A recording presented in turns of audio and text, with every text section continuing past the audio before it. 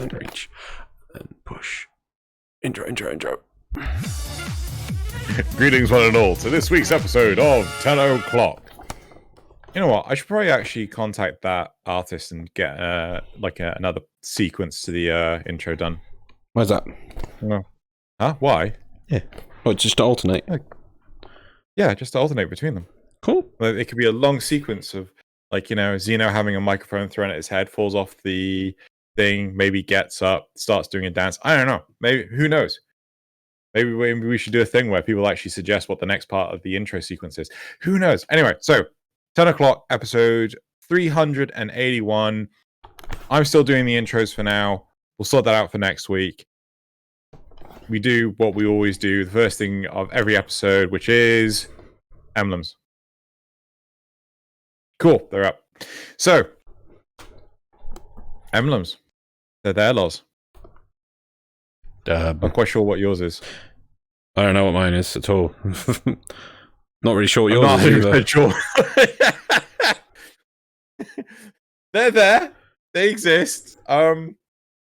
Unfortunately, mine was one of those poor cases of it's on its side, and it's like, yeah, there's so many stances these days. I don't know if you find this, where the arm is like crooked back sort of thing, and can't get a vertical. What happened to I am a warframe, I am a standing still, and then I do this a bit, and I stand still again, and then I do this, and I stand still again. Instead of now it's standing pose. Go on, get the emblem. Get the emblem. Go on. Oh, it's time for the standing pose. Yeah, this is my standing pose while talking to people, apparently. Actually, I don't know if you're able to. Could you lean forward, sort of thing, as if you're like crouching, kind of thing, and then like crook your arm back behind you? What, Naruto run style? Yeah, like that. It's kind of Naruto run. Like that's so many. Oh, can you go sideways at all? Can you? Like that? No, not like on the pitch. Just like turn on the spot. Oh, so you've got to put. Yeah.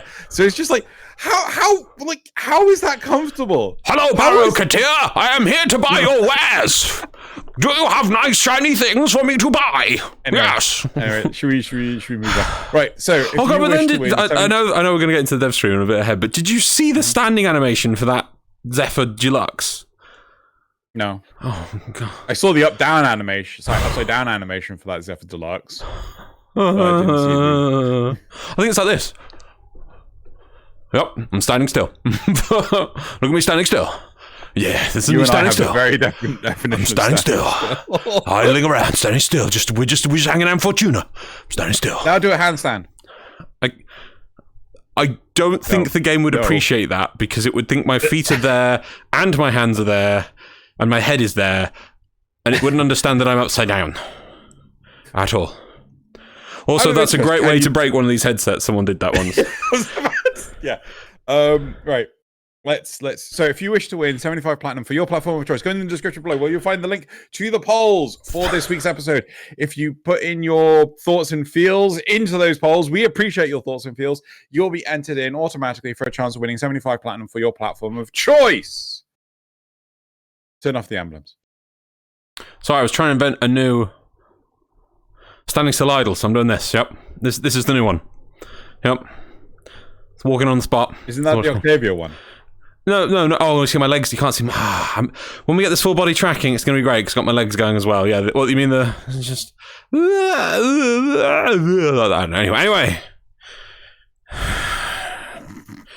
Right. Okay. Let's move so on. Moving on to the next element, which is Dojo Dusting. Oh, yes. So Dojo Dusting at time interval 4:23. No, that's hours, Drew. Right. 4:23. Right, that's fine. So just to point out, we started taking lore questions as of last week. Please feel free to continue to submit your lore questions. I'll talk with Loz after we've recorded this episode of when we should invite Zale on and do like a lore question-y episode. Hell, we now that I record, we can do it whenever. Yeah, I know, but we'll talk about when we'll do it and things. Okay. You know, we'll discuss, we'll bounce, we'll organize, we'll preparize. Anyway, Words. and the other dojo dusting is I will now be announcing the winners of the last platinum giveaway because it's based on the last 2 polls. So this fortnight's winners are Arturia Faith on PC and Sherlock a Lot 94 on PS4 and Rateb Jafar Jafar on Xbox One. If I got any of your names wrong, please correct me in the comments below. And you'll notice that there was something missing there, Loz. Did you notice what was missing? I'm going to let him think. Telling everyone to subscribe, like, and subscribe to the channel? No, that wasn't what was missing. In the winners. Switch? Switch was not there. Why not? We got no Switch entries. Right? Really? So if you're a Switch player, if you're a Switch player and you're listening to us right now and you're like, damn, I could be winning some sweet 75 platinum by just entering into the every 2 weeks, yeah? I better be getting into the description below and I should enter in there and then I could win 150 platinum per month for literally nothing apart from listening to this amazing podcast. So 150 free platinum a month. That's 450 every 3 months.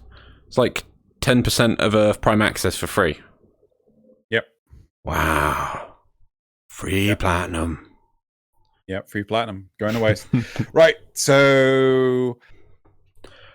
and also on Twitter, there is a giveaway from me for Octavia Prime. All you have to do on Twitter is go on Prime Access. Not just you said Octavia Prime. It's not just Octavia Prime, is it? It's the Prime Access. Right. So simply go on there. You know, the instructions are simple: follow, like, reply, and retweet. I built a special system that accommodates the whole thing. So unless you can't, there's so many of these systems. Oh yeah, I'll just like it, retweet it, and then I'll delete it afterwards. Yeah, no, my system that I built myself will actually notice that you've done that, and then it'll just remove you from the entries. So yep, if you want a chance of winning an Octavia Prime Access giveaway, the winners. Oh crap, I can't remember when the winners are. I think it's the 3rd week of March. So it will say on the tweet, when the winners will be chosen and sent on to DE. So apologies for not being able to tell you right off the top of my head. Right, that's it for Dojo Dusting. Should we move on to the war report? Yes. We should probably get things for these. Like when the war report, it'd be cool if things came down from top left, not right, and came in. I was thinking of doing that, but it just means finding the time to modify the template, and I should do it, shouldn't I? Shouldn't I? Well, seeing as you don't have to record footage for 2 hours anymore, and you don't have to do any of the recording or uploading anymore, so you gain all this free time, maybe. You save free time. Right. Well, it would be free if you didn't decide to fill it with things, with the not useful things all the time. Maybe I should add this Dojo Dusting as well. So also looking, actually, I'm going to add this to Dojo Dusting as well. So we haven't started the war report. Talking to people about spending time with Patreon supporters playing video games. So once a month, looking to just play some games with people. It doesn't have to be Warframe. It could be Warframe. It could be. I mean, I've had a request already. I was just like, oh, would people be interested in this? Loads of people instantly put up their hands. And some people have asked for Dawn of War 2 Last Stand. And I'm like, yeah, okay. Really? Who said that? Yeah. They know you well. That is. Well, I haven't played it in a long time. But but you like it. But, it's something that yes, that sounds fun. And I'd like to play that. Yep. That's how we got taken. Or Among Us. So, I thought Among Us was the original idea. Yes. Yeah. So, anyway. That is the last of Dojo Dusting. So if you're interested, in becoming. I can do the Simon thing. What? I can do the wibbly thing with the wibbly. So if you're interested in just playing games as part of this whole Patreon thing, go into the description below where you'll find a link to my Patreon or Ko-fi, and you just sort it out, get money to me, and I will sell my soul to get money to my editors to do the thing. We're in Dojo Dusting. So moving on. We're still in Dojo Dusting, right? That's not the war report. Yeah. Now we're doing the war report. Right, okay. Points I've got from it is obviously Octavia Prime Access is now live, as you now know, because there's a competition of Xeno's thing. But if not, you can get it. They'll be up for about 3 months. And, last chance on the Chinese New Year bundle. So I think when this goes live, there'll be about 3 or 4 days left if you haven't bought them from the market, which is over there for me. So go to the market terminal over there and just buy them. There's 3 bundles. 2 you can only buy once. What the thing is, it's surprising what's in those. Have you actually looked at them? Like, one's got a massive pile of Kuva in it. Yeah, I think one of them's got ribbons in it. The same one's got ribbons. Yeah, I think it's got ribbons as well. Yeah. But there's one you can buy as many times as you want. But so that means the cosmetics for 2 of them are very unique. So if you want them, buy them. I think there's only a few days left on those, so don't miss out. Yep. Cool. That's all I've got. You got anything? When I know it's going to be in the dev stream, but when is updates coming for Warframe? Because that was in the dev stream. They didn't go into specific details. I thought they said one of them is going to be out before the next dev stream. That was all I was going to say. Oh, okay. So, update 29.10, they have announced will be out before the next dev stream in March, which, by my recollection, the next March dev stream, the March dev stream will be the 26th of March. Come on, brain. I know you can do this. Why am I struggling to deal with months so much? Maybe because it all bleeds together so happily. Right, so 26th of March, I theorize, is when the next dev stream is going to take place, because it is the last Friday of March. And DE are claiming that update 29.10 for PC exclusively will have all of the updates to Railjack. Then, after March, they are looking to release update 30 on all platforms simultaneously, right? So all of the stuff that the consoles didn't get with the Railjack update in 29.10 will come in with update 30 for them. Yeah? Cool, right. So I think that's it for the war report. There wasn't much else to talk about, so we'll just go straight into our one topic for this week, which is the dev stream. You want to hit the topic button? Okay. With shooting noises. Yeah. It's like a screen. I have to shoot it twice, because I think one initializes the screen, then the second thing shoots it. And I'm holding this thing like a trigger, so like that. Anyway, right, so the dev stream. Now, I have to admit that I wasn't able to properly watch the dev stream. So I was screaming, that's why. I think that's why I wasn't going to throw anyone under the bus, but, my attention was distracted, doing lots of different things. So, there might be some stuff in here that I don't understand, Loz, that you might need to elaborate on. Are you all right for doing that? Yeah. Cool. Right. Good man. Right. So, dev stream dusting. DE as a company will not be making a return to the office until, I thought they said September. It is September. Why is there November here? That's weird. Oh, go away, you annoying keyboard. Right. Until September.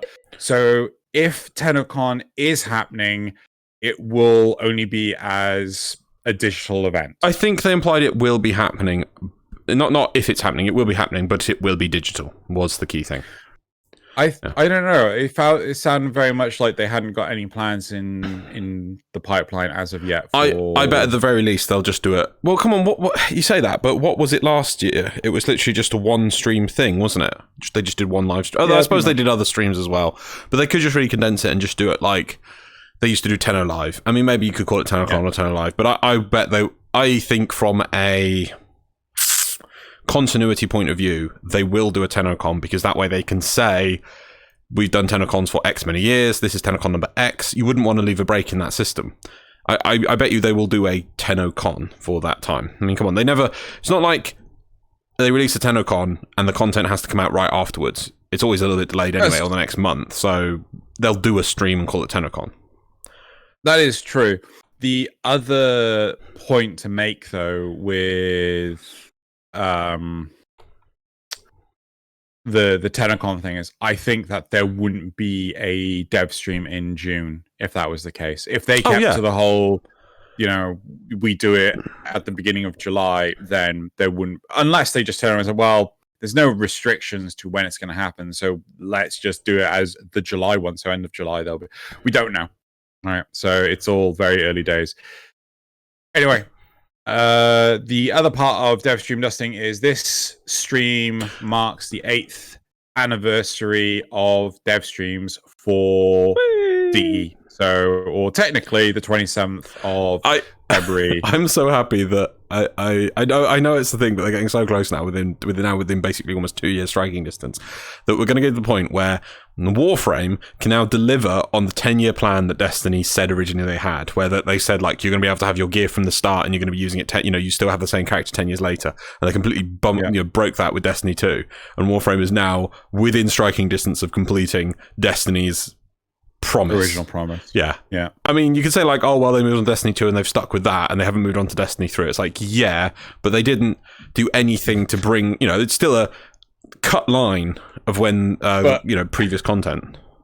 But also the fact that, with Destiny 2, they've removed content. Yes, they've removed things from it as well. Yeah, well, technically, in some ways, they've removed stuff from Warframe. Technically, but they've always replaced it with something else. One for one, yeah. Yeah. Anyway, right. And it's more of more of a way of updating, is the way they do it in Warframe, rather than a removal. So you could, okay, fine. Yeah, anyway, moving on. Okay, right. So this dev stream included a large Q&A session, questions from some of the content creators, for the devs, some of the stuff like cosmetic sigil placements. Oh, I was hoping for a full. Was this done by Thalion? Yeah. Oh, I was hoping for a full list of the questions, because they were the questions of the dev stream, and that way we could answer them. Oh, well.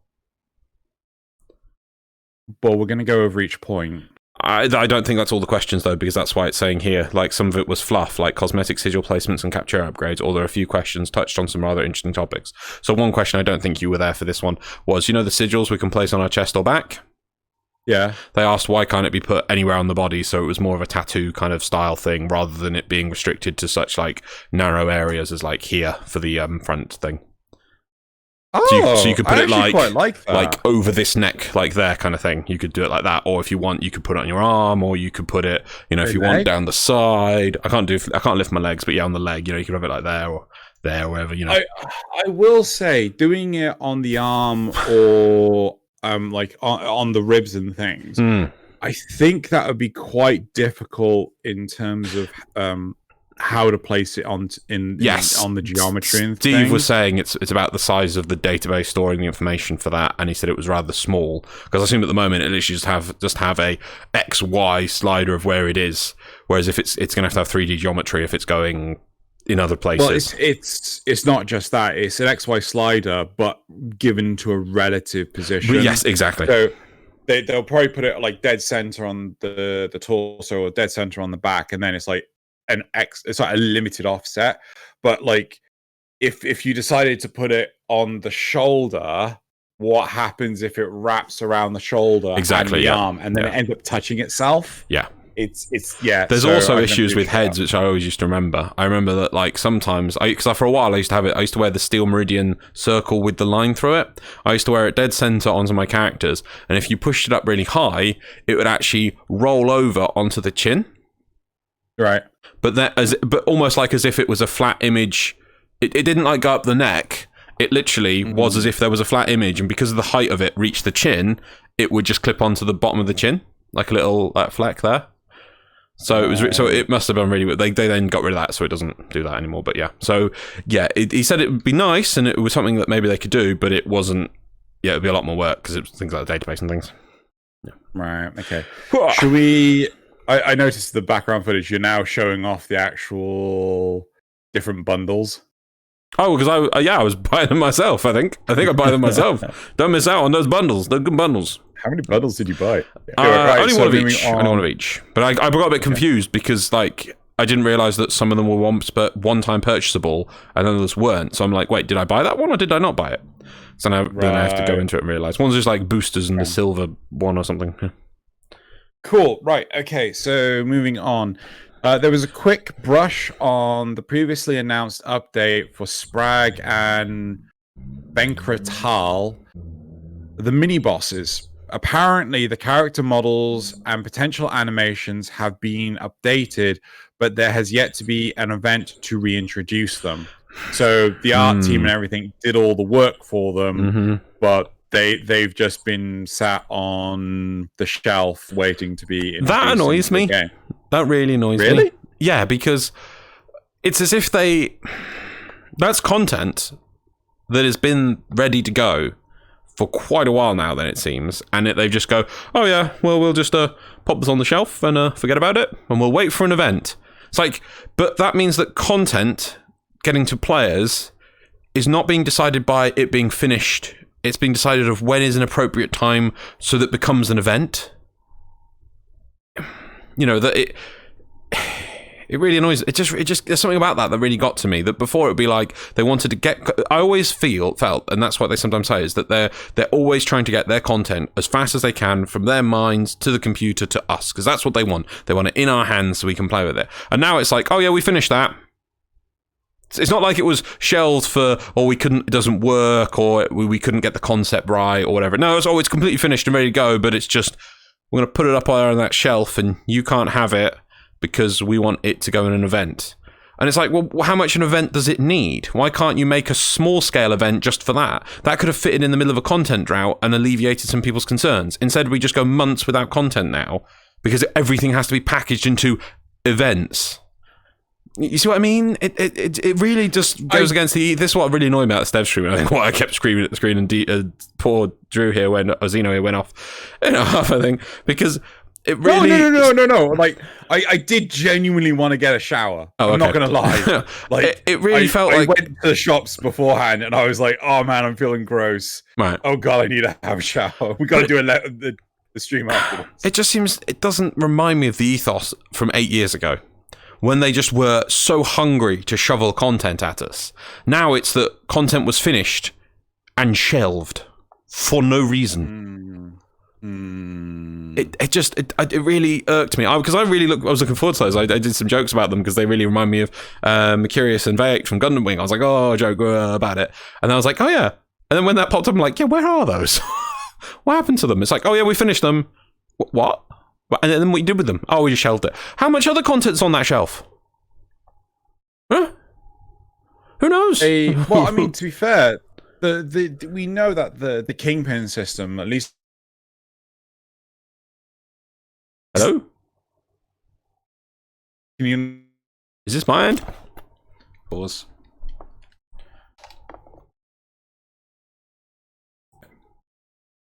There we go. One thing we do know is the Nightmare system, the Nemesis system, the Kingpin system in its original carnation, that was certainly still on that back shelf for God knows how many years. But it wasn't finished. Remember, it was on the shelf. It was on the back burner. They felt that it wasn't finished. Yeah. So it might just be a simple case of Steve's like, yeah, this doesn't feel like it's bringing anything to the table. And I'm in agreement with you. Like, well, it doesn't have to bring anything new and original. Yeah. Just bring something, right? Yeah. So, I mean, as long as it's not a detriment, then my thoughts and feelings is that it can just come out. But I'm not a games developer, and they may know more than me, and they may say, like, yes, yeah, of course. If it's just the same stagnant content, players will not care for it. So, I don't know. But I agree with you. I was big sad. Right?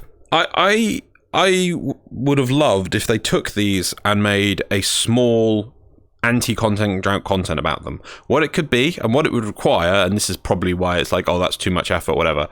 Get some new voice lines, make it a mini event with, like it used to be, where there was like messages from these two. Put in some events where we have to farm some resources because we're hunting them down. Doesn't have to be too complex, doesn't even have to be anything, just literally a progress bar and then, oh, we found them. You don't have to come up with like a new system like with the Acolytes used to be. None of that. Just have us like more like the Oxium Osprey event. Do you remember when that was released? Vaguely. Special node, you could play it. That was the only node that spawned the Oxium Ospreys. It was a limited out of we just tried to get a limited out of Oxium, then you couldn't get any more. It was like a pre-prep event for when they came out to test the waters on it. That kind of style thing. Have it running, have it a few steps. Maybe if you can, get a few extra voice lines from it. If not, you can just do it that we're hacking their communications and it's entirely text-based. Job done. Small thing. Could run for a week or so.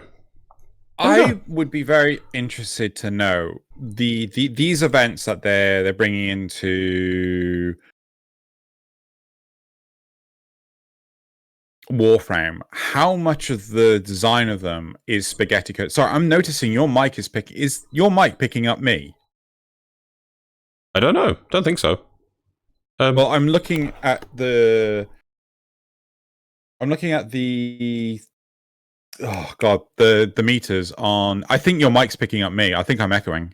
I could be the birds outside. Are the birds particularly loud? See, it didn't pick you there at all. Keep going. Okay, fine.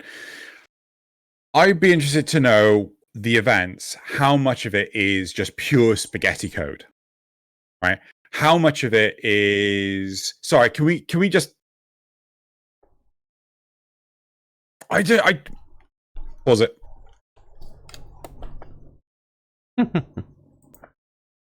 Okay, the good news, we found out what the noise was. The bad news was it's not going away. So, what? Hopefully it will. No, we fixed it. I was worried he was echoing, but hopefully it was me breathing all the time, which has been really annoying on the last few episodes, but hopefully Xeno. Yeah, right. So, continuing, doing stuff, talking about how stuff gets put on the back burner. Really hope that they have their reasons why. We're not really going to know why. Do you know what? Do you think it would be a detriment to know how many of the past things are on this shelf in a either complete or partially complete state? Do you think it would be a detriment to the player base to know what is not finished? Principal player base to know what is not finished. Yeah. Well, you could have had this, but we decided not to give it to you. Do you think? No, I think it's fine. It's more that we don't need to see the shelf or know what's on the shelf, because things like the third orb mother, that should be on there, that kind of thing. But it's more of a case of, it's more if they finish stuff on that, they used to want to get it to us. Now it's about an event. And that feels quite corporate, is all I'm saying.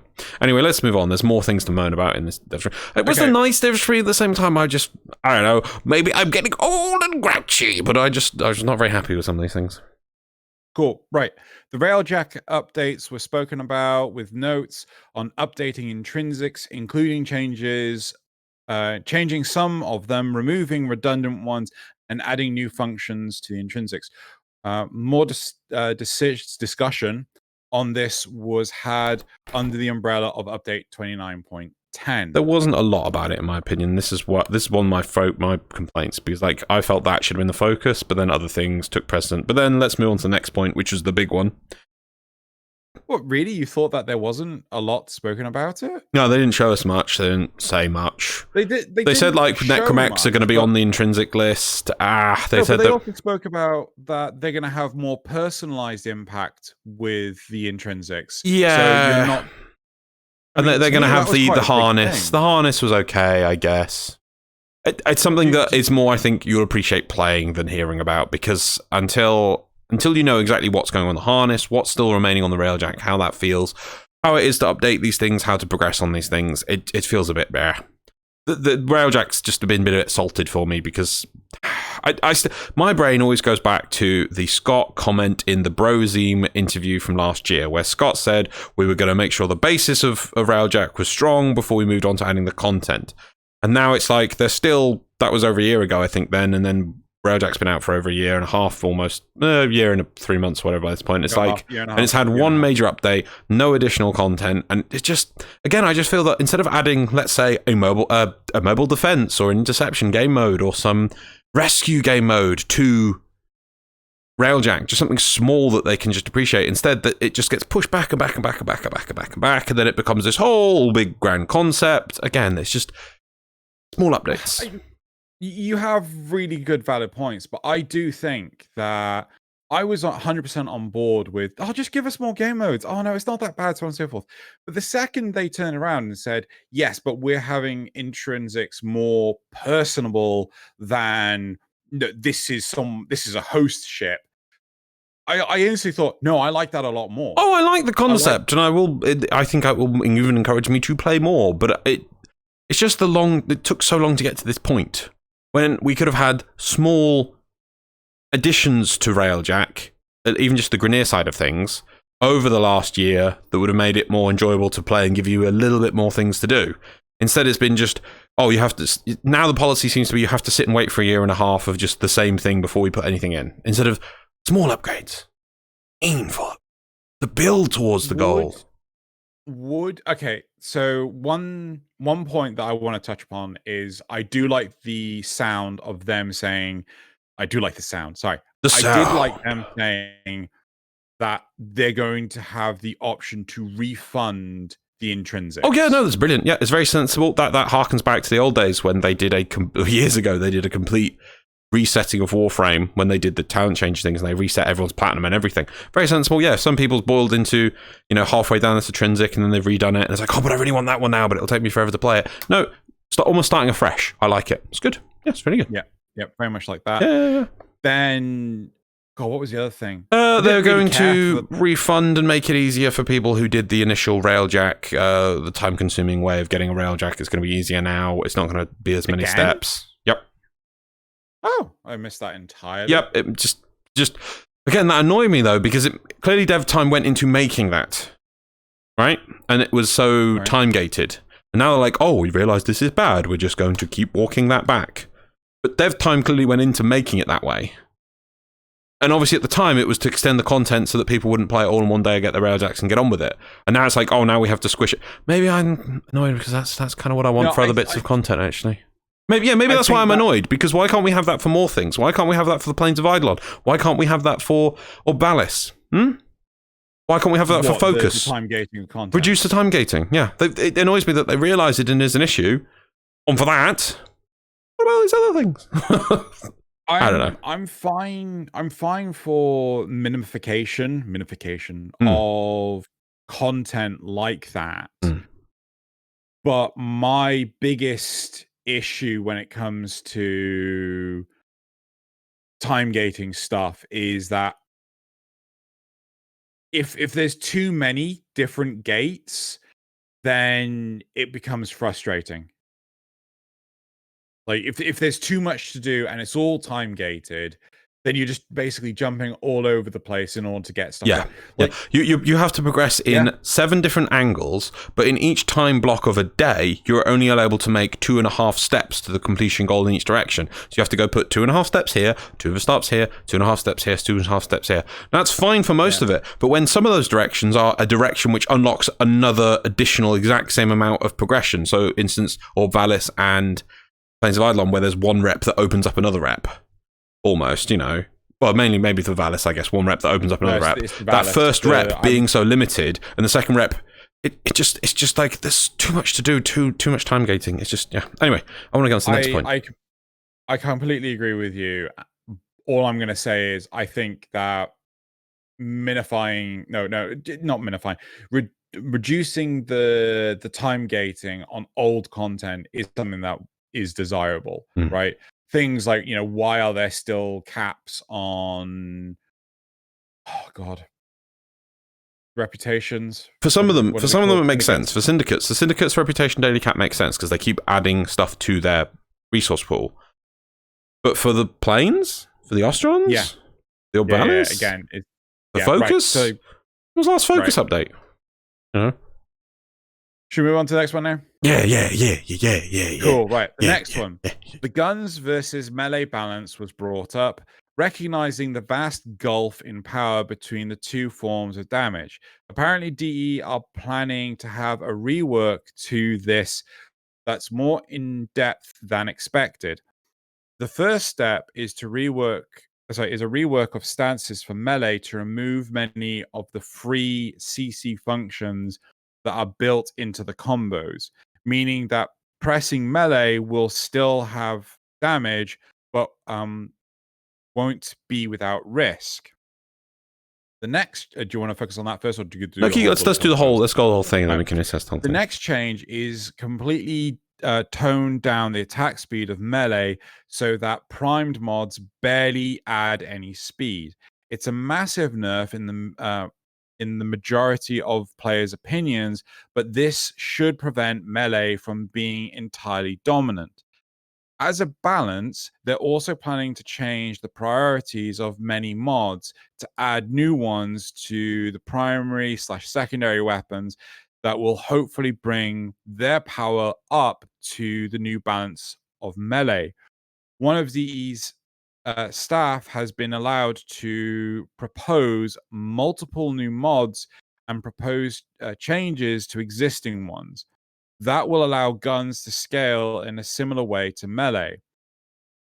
There are also plans to introduce functions at the base of the system so that players are actively encouraged to switch between melee and guns consistently.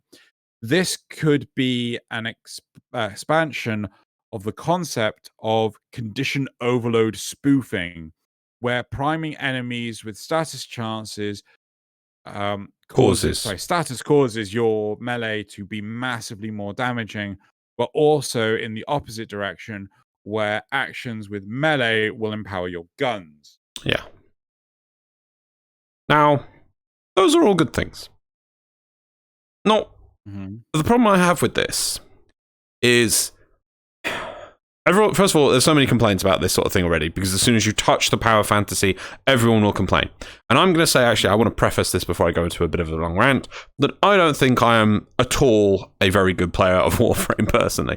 I don't know the sneaky super melee builds that enable you to do Steel Path, where you one-shot everything, even at the end of the game, an hour into survival or whatever, and get you a bajillion Steel Essence. I'm just not. I just love playing the game. I just play the game as I see fit. I try and get feedback from what the game is telling me, and I try and improve my builds a bit, but I'm not one of these super special people who, and I mean special in a really good way, they know they can play the game better than me and get more out of it. I'm an idiot, right? So maybe my view of what needs to be changed is wrong. But what I don't like about this is it's basically, I mean, there's some changes there that make sense, like the speed thing. Yeah, speed and range are the two things of melee. Yeah, they need to nerf that. But my problem is that the angle of the way they're upgrading this, why is it that the focus is on adjusting the player rather than providing, as we've been saying in the past, environments and enemies based on that power? Why can't we add that? Why is the angle is, we need to rebalance the player? Why can't we come up with a new mob that does something against melee, that meleeing it is bad or triggers something else, or that defends other nearby enemies? Is that because that would actually work and completely shut down melee for interacting with that mob, and thus everyone will complain, oh no, it's nullifiers for melee? But maybe that's what we need. Why is it instead we have to completely just adjust the player side of things, and then we're adding some more mods, fix everything with a mod? It makes me quite exasperated. I get where you're coming from. Yeah. I feel that the angle of direction of improvement for melee is, I say, let's leave melee being crazy and super powerful. Let's make environments that can challenge that power. Let's not readjust the power. Oh, you're not allowed to be that quick. You're not allowed. Or we've got to try and buff up that if you use melee, you then buff the damage of your primaries and secondaries, I think was in there or something. And then there's some way they feed back to the melee, so it's that. And I mean, don't get me wrong, I feel some of these changes are probably necessary, like the CC function thing, that, and I know what that is. That's because, so you've got a melee combo, yeah? And to inspire you to using this combo over that combo, some of them have parts of it which will stagger nearby enemies to try and make it useful. Otherwise, what's the point of the different combos apart from, and this is a problem with the game, in my opinion, that you've got, that they've never really identified. I mean, at least they've unified the combinations for the melee weapons. Very good change. But then, right, what's the point of some of the cool animations? And, like, for instance, a minute, I see the next point is they show the ghoul saw, and I know they just showed the traveling this time, but they show some of the cool animations it does. It's like, but I could just go swipe, swipe, swipe with it. Swipe, swipe, swipe with it. Rather than, oh no, but if you do this combination, you'll do a sort of semicircle backflip that then flips forward and does a 360 thing. But it's really, when I could just kill all the enemies with this, And so that's the tricky thing. So now they're actually reducing the combos a bit by removing the CC parts of it, which is probably necessary, and then nerfing the speed. But I worry maybe both those together is a bit much. Maybe one would have been good. I don't know. But either way, I try and think these are good, but then I always come back to, is this the way they should be adjusting it? Shouldn't they be looking at their mobs and going, let's put in... And they've never really tried to put in a mob you melee or that counters your meleeing, have they? They tried once with those Grineer with the stick spears, but they don't do anything. They just go, nah! I think they had a damage reduction if you didn't attack them in melee. That was the grand experiment. That was it. Very sad. So, to prefix all of this, I'm in agreement with you. Right? But being devil's advocate, I think there is a very... I don't know, maybe the graphs will actually show me otherwise, but I think that there is a substantial number of the player base that are...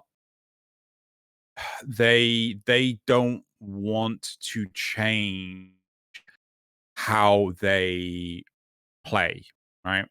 I want to harken back to World of Warcraft Cataclysm when tanking was so much harder. Yeah.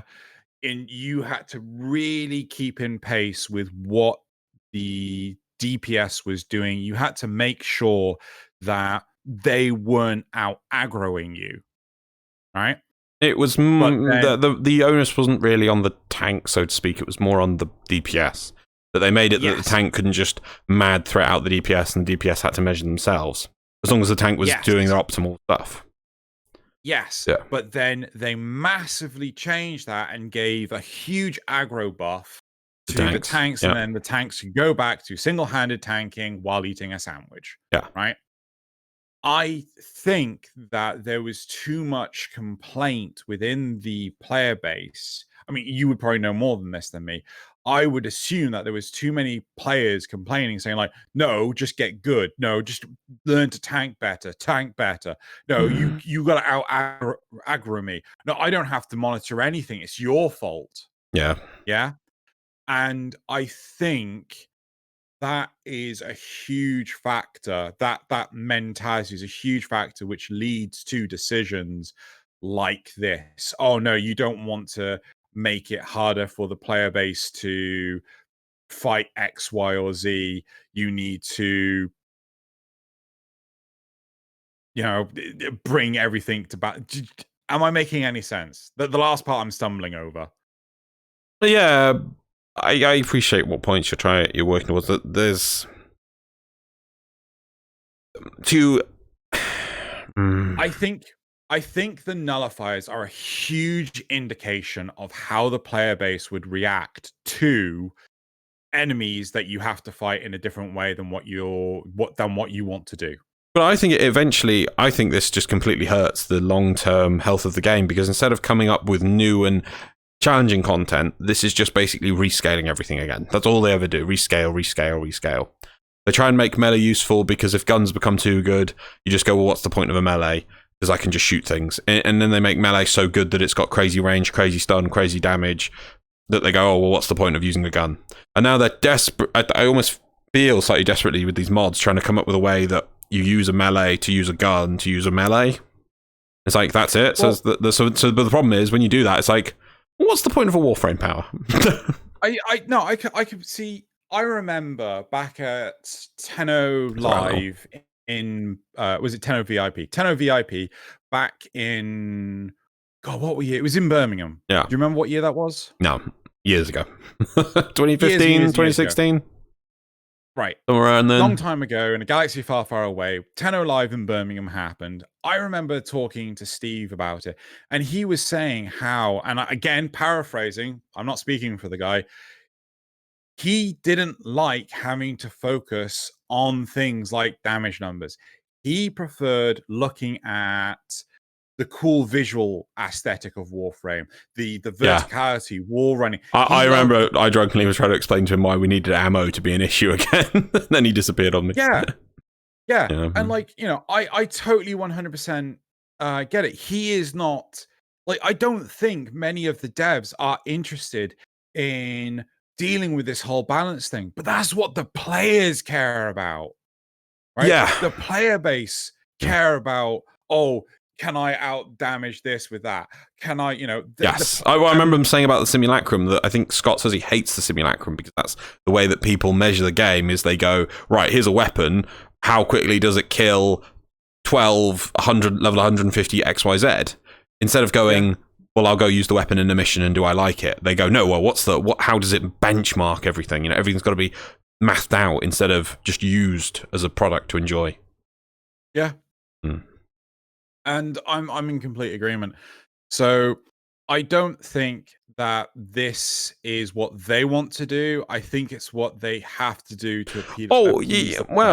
It's not. I don't think it's a piece of player base because if it was just a piece of player base, they'd probably just leave it and just be like, hey, melee. I think that they're trying to rebalance it because it's gone too far, maybe. I don't know, because I think if enough people complain about it, they'll do something about it. I don't know. Only when I think it makes them look bad, because they did mention how there'd been so many YouTube videos. The only one I remember is Shy's. I do think they said Reb did one as well, where you can just go through a mission just pushing the melee button and just aiming with the mouse a bit. No, there's a joke that Reb and Shy are the same person. Oh, they called it. Okay, so was it combined that? Yeah. So it was that joke combined, was it? Okay, I thought maybe that Reb also addressed the issue, but yeah, so that you just push melee. What E or whatever it's defaulted to, and just aim with the mouse. And I think they went through an entire steel path mission, is what Shy did. And it's that's a problem. But the problem with it is, so all these changes, let's look at that issue. If that was the problem, let's identify if that video was identifying the problem. So this will reduce the damage and the attack speed and the CC effect. So, okay, maybe if it doesn't kill the enemy so quickly, they might actually be able to fight back and they won't be stunned repeatedly. But I bet you it's not going to go far enough. People will still be able to find a way to do Steel Path relatively simply. If instead the Steel Path mobs, like 1 out of every 10 could address this problem and be an anti to it, so you had to engage it in a different way, wouldn't that be a better solution? Yeah, I completely agree with you. I mean, I feel this is maybe. I feel this is a similar way of looking at the Pokemon games, right? Oh my god, Xeno, where the hell are you going with this one? Time for another Xeno segue to Pokemon games. No. I mean, yeah, go on. No, go for it. You've played a number of Pokemon games. Who hasn't? Right, who hasn't, right? But the big thing with Pokemon, I don't know if you do this, I certainly always do this, is I get my starter Pokemon and I pretty much dump every bit of experience into it. Pretty much, and then it is completely OP. It is like literally over leveled against any enemy I fight. I don't have to worry about shit until maybe the last boss of the game. Well, no, I used to do that. So then to counter that, what I try and do is I try never to really explore overly much and always try and rush to the next gated challenge, the next gym fight, so that it can actually be a challenge so I get beaten by it if I can't slip by it, and then I actually do have to go back and enjoy catching more Pokemon, leveling my Pokemon or whatever.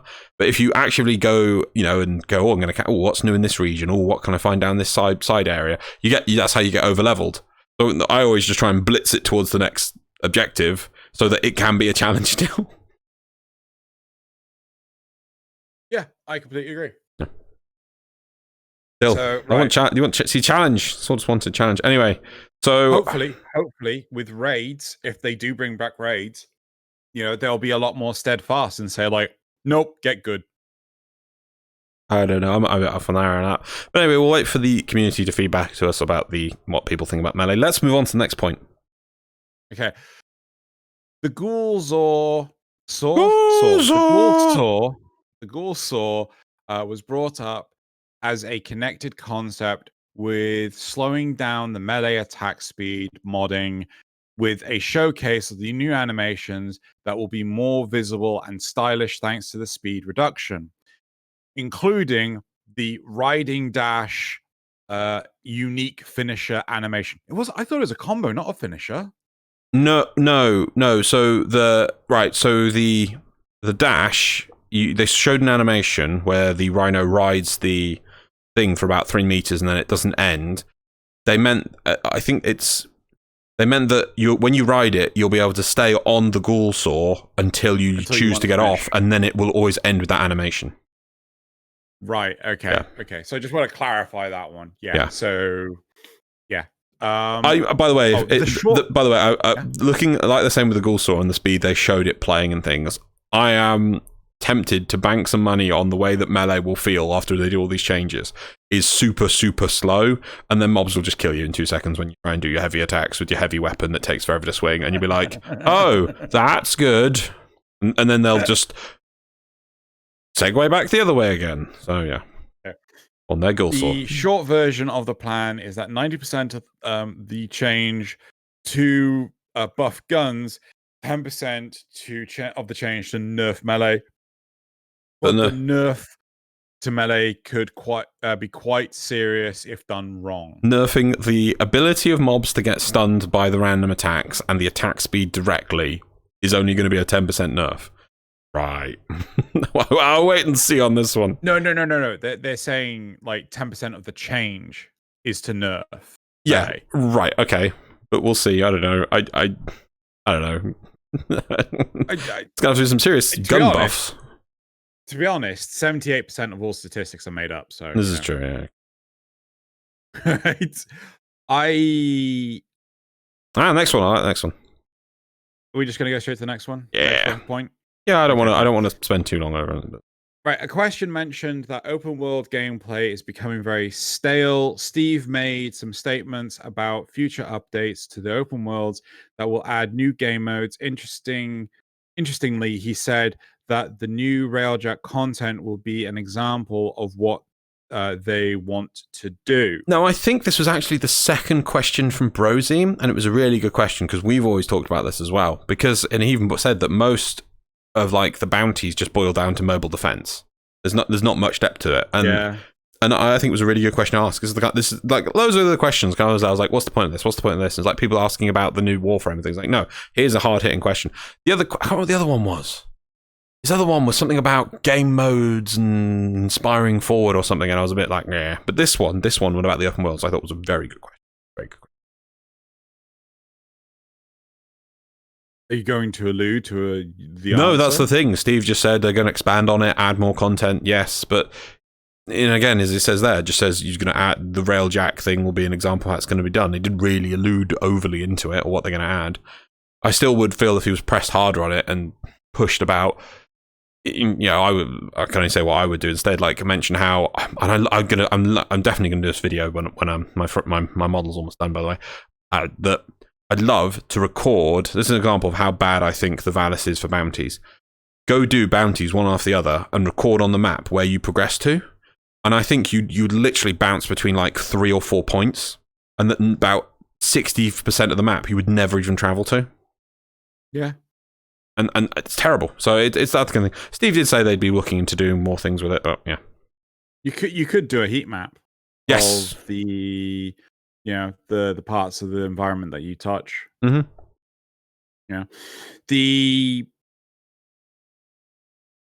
Yeah. Sorry, I'm just trying to actually think of the logistics behind that. But I thought there was mention of the third Orb Mother. There was. I don't know if that comes later. Okay. I will talk. But okay, I'll talk about that now. Basically, they said they'd bring that back as a raid, and I was just like, no. Actually, it's the next point. Oh, is it? Scott mentioned that they are working on mechanically difficult content rather than gear check content. Specifically broached the topic of the third Orb Mother in the context of bringing raid content back into the game. This just again annoyed me. It's like again, it's thought of, oh, we need to bring it back as a big thing, an event, something scale, instead of thinking how the scale should be. Look at the way that Profit Taker was handled. It really annoying. I was talking to Xeno about this yesterday. So Profit Taker annoys me that it is locked into the second layer of bounties that are also clearly supposed to be a quest that have just been cut to pieces and slapped together as 5 bounties in a row, the last one being a boss fight. Instead of it being active and a part of the open world or open environment content, it is gated in instanced content instead. So it makes it not a part of the open world. Oh, it frustrates me. Whereas instead, look at the way they did Profit Taker, which was not Profit Taker, Exploiter. You go into a sub area from the open world, do part of the boss there. You're then back on the open world. You fight the boss, and after you fight the boss, you're on the open world. Whereas, if I'm right, I can't remember exactly, but I'm sure I think Xeno backed me up on this. When you finish Profit Taker and it blows up, all you can do is just leave. You can't go and do some bounties. You have to go out back into Fortuna and then come back to the open world. It is a completely shut off, trapped in a bubble, instant version of it. It's not part of the open world. It's just a facsimile. Never say that word. Facsimile of it. Ugh. So instead, last point, and then you can talk. I'd love to see the third Orb Mother done like Exploiter. Much better. You access it from the open world, you go do it thing. And if you wanted to do a raid content for the orbs, let's have all 3 Orb Mothers in a cool raid fight. Where then you can have a facsimile of the whole plains, the whole Valis as part of maybe in corners or whatever, and you fight 1, 2, 3 orbs, or you fight 1 orb, then 2 orb, then 3 orbs, and then 2 orbs, power 1 orb, something like that, however it can be done. But that's how it should be done. But the orb itself should be adding content to the completely unfinished, it's still unfinished, Valis, in my opinion. Rant over, here we go.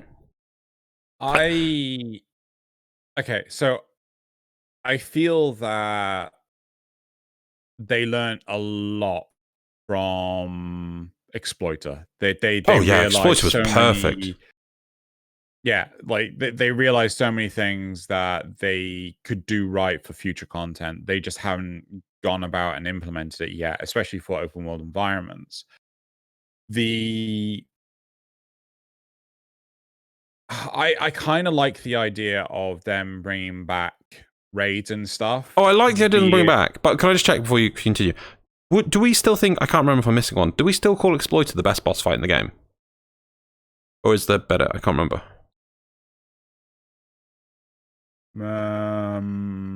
Yeah. As a complete package. Yeah, one. I mean, to me, that is the benchmark of what content should be. The Exploiter, I love doing it. I haven't done it that much, but I remember when we did it loads, and every time was exciting.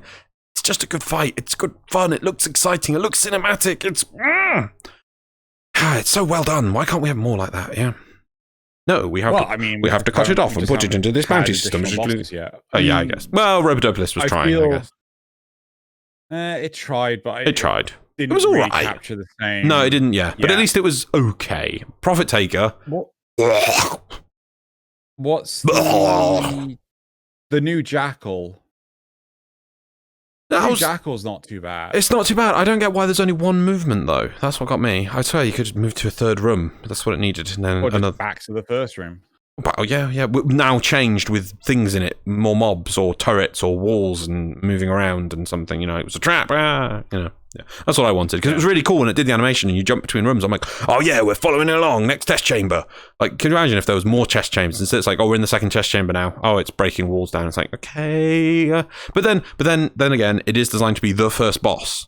So, second boss, first boss, second boss, first boss you reach. Second, because you've still got Vor. Yeah, he's naturally now part of second boss. So it's still a second boss. So yeah, okay, as a second boss, it's all right. I like the original version of it though, but this one's all right. That's a good fight, but not as good as Exploiter. But it's still better. Yeah. So I still say Exploiter's better. No. I think that I do like the idea of them expanding the open worlds. The only thing is, I'm concerned. Why is it taking so long? Why has this been put on the back burner for Valis, for the Plains of Eidolon, to only now have mentioned? Hey, if you're listening now, you can say in the comments, no, they actually mentioned that they were going to do this back X many months ago or years ago. But now we're half a year more than half a year into Heart of Deimos, and they're now mentioning, oh yeah, we'll go back to the other ones now, and we're going to expand upon, like, you know, this could have happened, and don't you dare blame me again. This could have happened ages ago, but it's just nothing. How's this one your fault? Remember how I kept on whinging? They put everything on the Plains of Eidolon. Oh. You like to rub it. You like to tease me. Like that's the Plains. You're not responsible for Valis.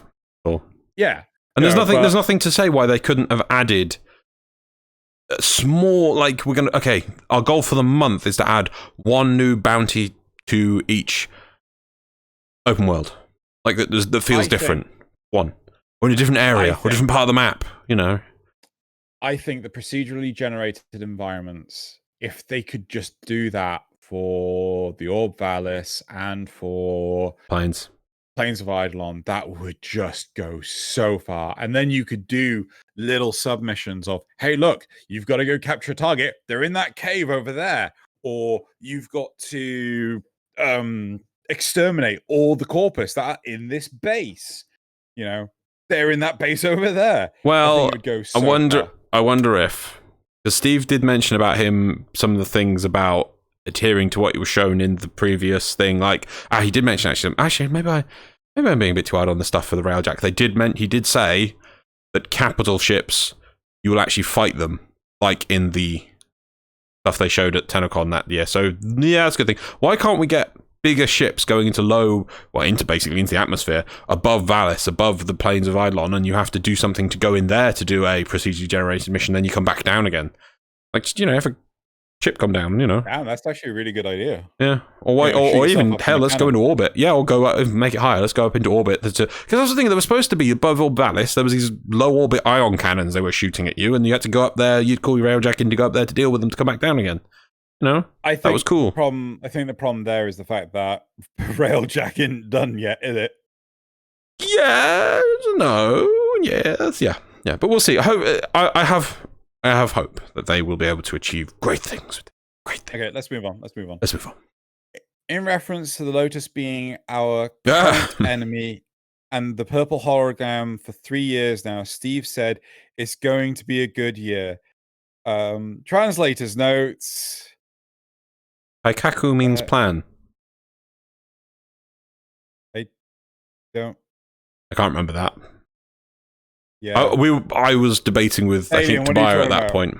They may have said that. They may have been like Kaikaku or something. I don't know. Like trusting the guy. I don't know. But I remember there was something the way it was worded that some players will have only experienced purple Hollow Lotus, and then Steve went, yeah, but when you get to that point of the plot, and me and Tobiah were like, yeah, Steve's making a point there. It's like, even if you played a new account today, you don't just immediately experience Hollow Lotus. You have to get to the point that you lose Hollow Lotus, So you would still the question was like, oh, so many people have only experienced the Hollow Lotus. It's like, no, that never. There's no way that can happen.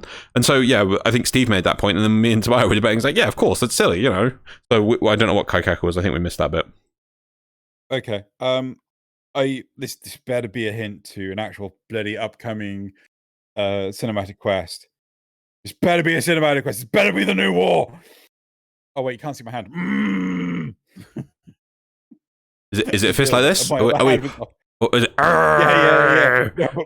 Yeah. It was on the right hand side of the screen, so you couldn't see my fist. Oh, what you do? Like this? Yeah, exactly like that. The rage! Brother the new war! God damn it! Brother the new war! Where are they? Sorry. Where are they? How did you know that name? I mean, sorry, what? Oh shit! Quote spoilers. The World State UI is getting an update for more clarity. So one nice change is that selecting the invasion tab will now list planets that have ongoing invasions as it currently does, but mousing over on the planet listing will pop up the actual ongoing invasions that you can click there to actually begin the mission. not too dissimilar to what already happens. Instead No, of, it like, did you look. click It just on looked sleek. takes you It to was the a planet. yeah. It was just sleeker. It was just a sleeker UI basically, and I was like, okay, that's not too much that one. Right. There is something in the works for Stalker. Steve was very close-lipped as he didn't want to overpromise anything. That is pretty much what happened. He was like a cinematic quest. Well, yeah. Yeah, like he didn't. It's a shame he didn't say anything like.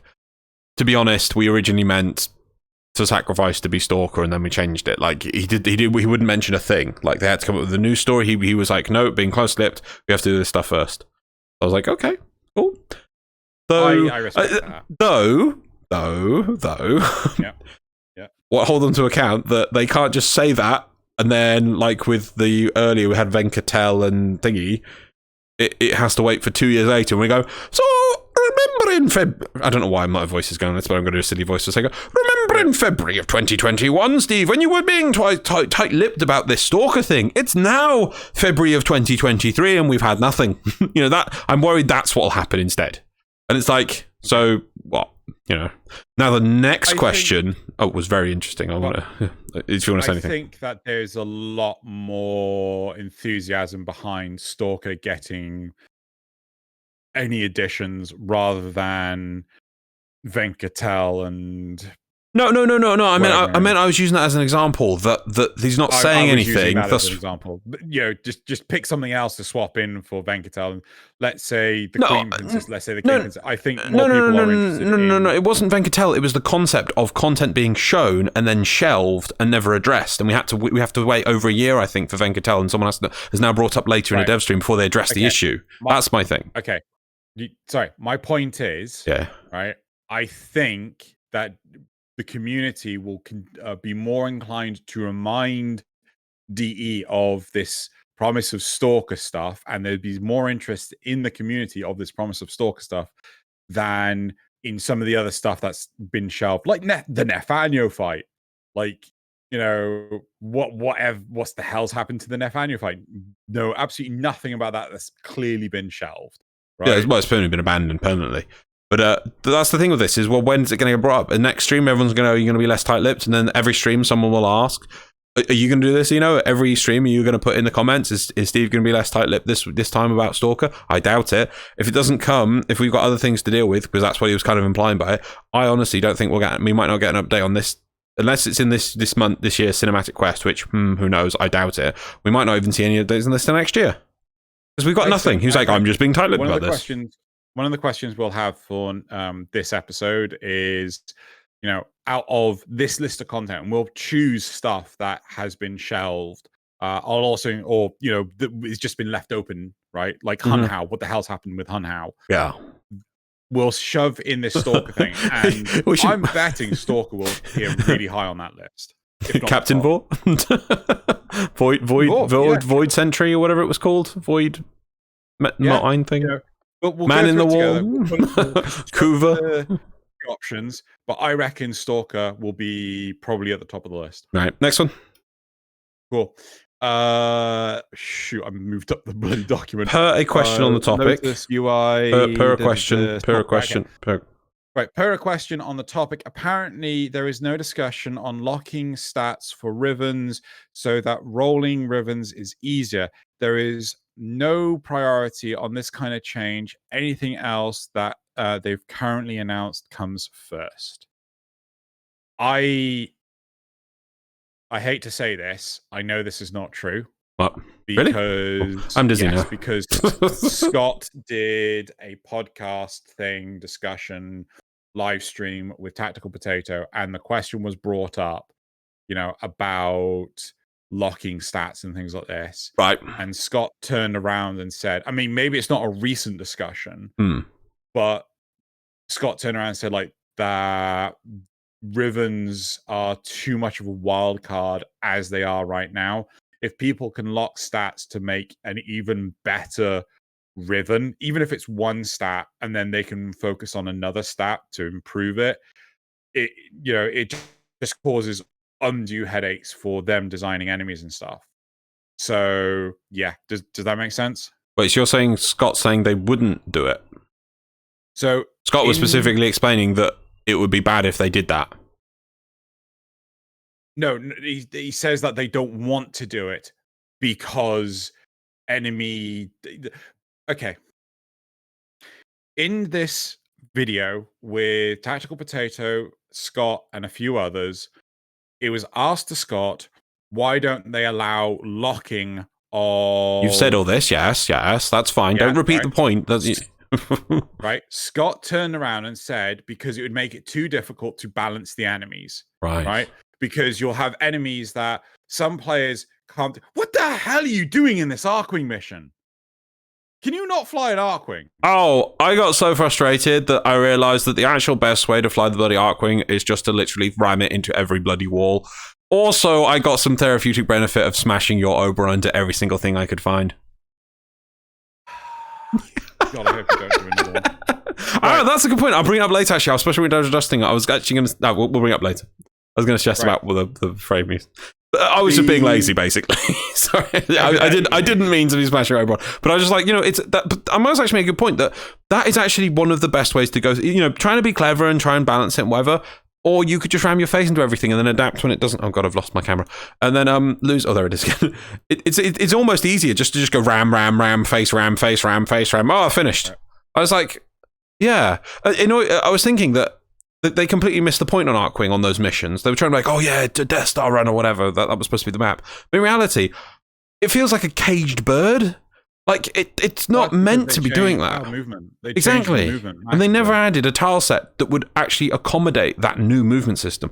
Can you imagine one that was like imagine an old Orokin hidden star base that had giant sloping tunnels that sort of weaved a bit slowly and sensibly, and then had cool movements, instead of just pipes that were tiny where it's like smash head, and they're all the ones in there. Sorry, I want to make a point. If you watch it while smashing, a lot of them are like a junction tube, and there's a lot of space around the junction tube where you can just ram your face in, whereas if it's sloped down, you'd at least slope into the tube to promote forward movement, but they're not. There's dead end traps everywhere. You should see the bit when I try and get to the exit. I found dead end traps that I didn't even know existed. That's what I was literally watching. I was like, where am I allowed to smash my face into this section of the game? Stupid. Anyway, moving on. Anyway, moving on. Right.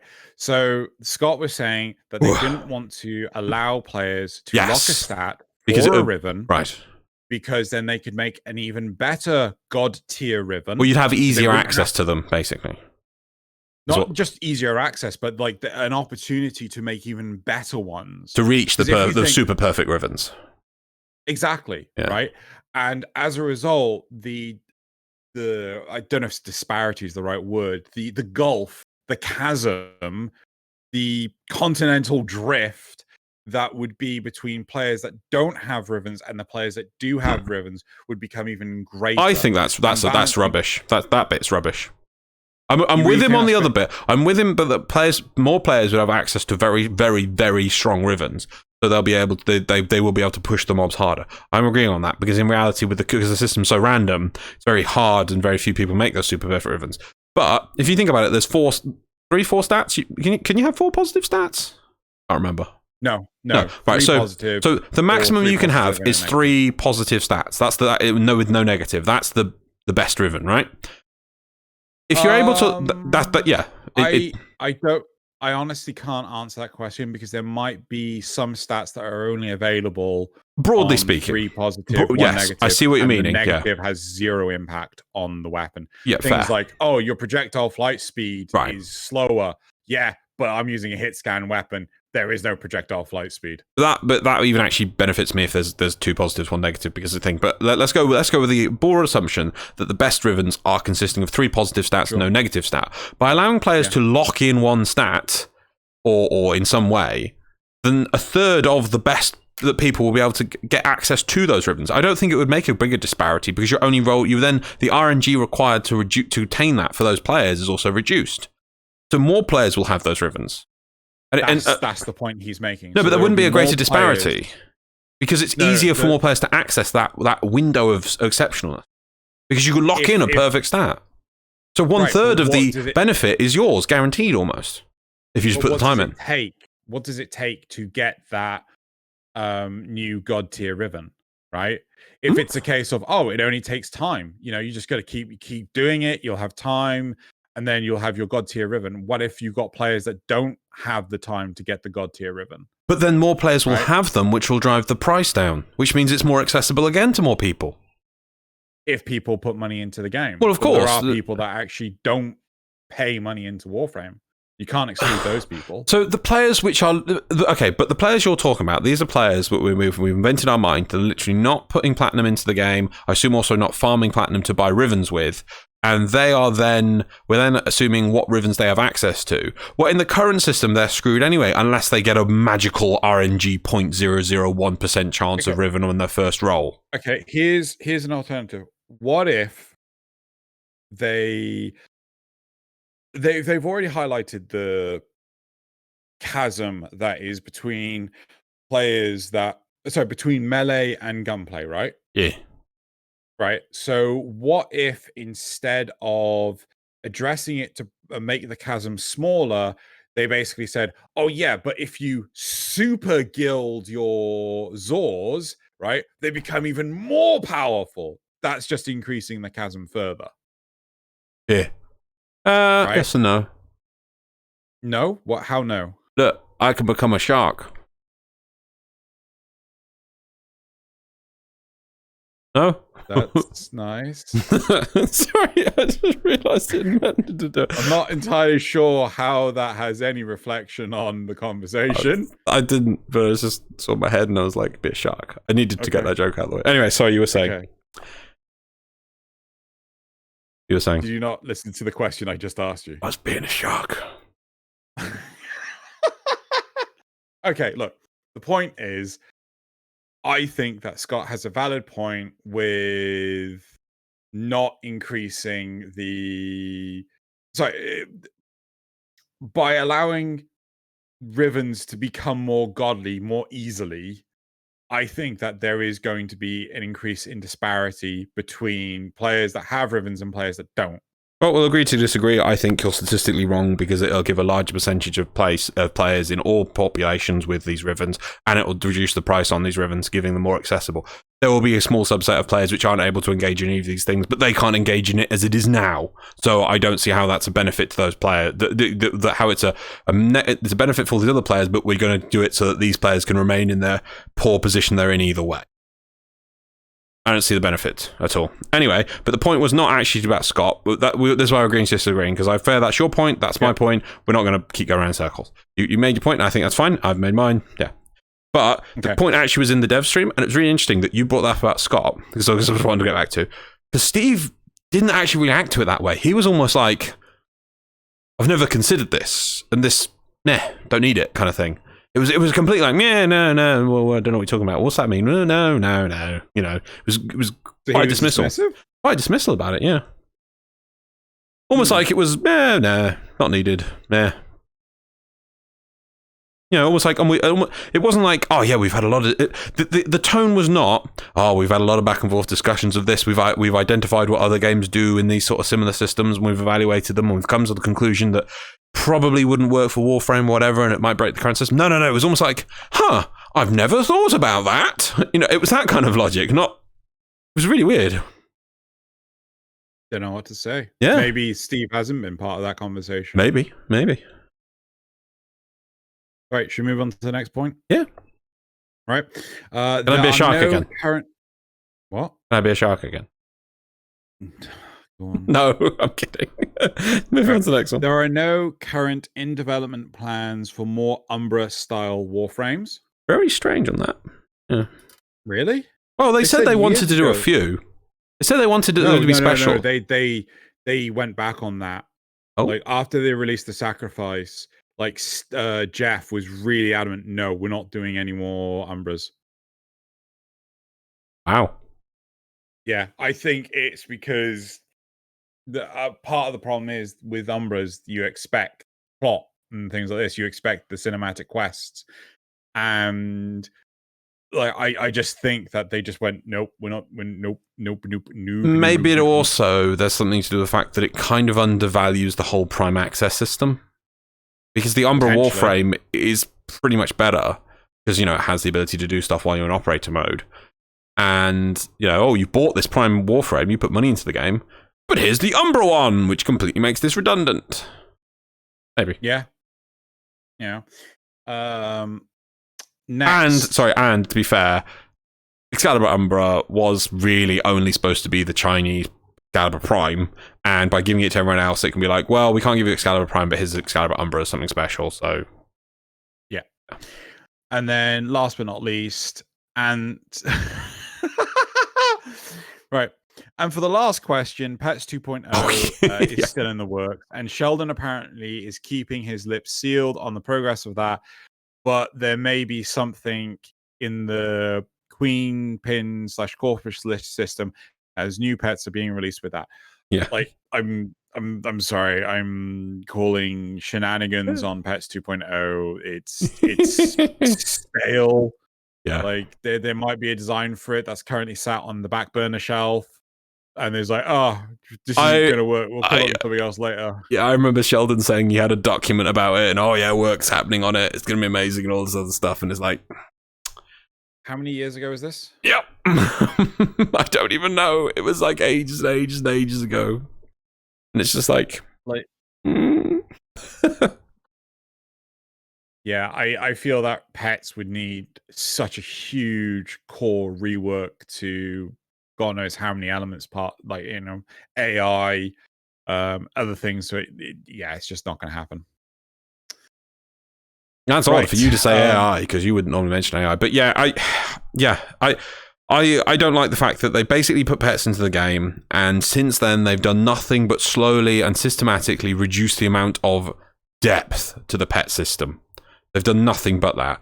And to expand upon it and put interesting things in it, put actual content for the pets to do that's unique only to the pets, maybe pet battling, pet competitions, sending pets on missions, maybe that kind of stuff. That's the kind of depth I like to see, and maybe more advanced. Because I remember when they originally came out with pets, I was going to write in fact, I think I wrote it.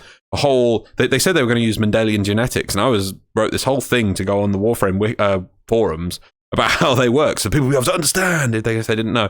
And then they just slowly gutted the whole thing of it. And it's just like, pets are a joke. That they started out more complex than they are now, even though they've had more additions since then. I don't see anything happening with it. I think nothing special anyway. I think implementation of pets had fundamental flaws in it, because I don't know if you remember the interview the 2-part interview with NoClip with Warframe, but part of Sheldon's interview that comment always gets brought up about the lever. Yeah, and he was like, "Shit, we just made a glorified slot machine." Yeah. Fuck. And they took it out really quickly. Right. But it's how much money was spent in just trying to re-roll your pet to make it look like something else. Right. So they took out the slot machine, and they did it out really quickly, like 2 days. I thought it was less than that, but even it might be less than that. It just really fundamentally shook the. I don't know. I mean, I don't know why Pets 2.0. Maybe Pets just there's a core group of people that want to see Pets 2.0, but the majority of players don't.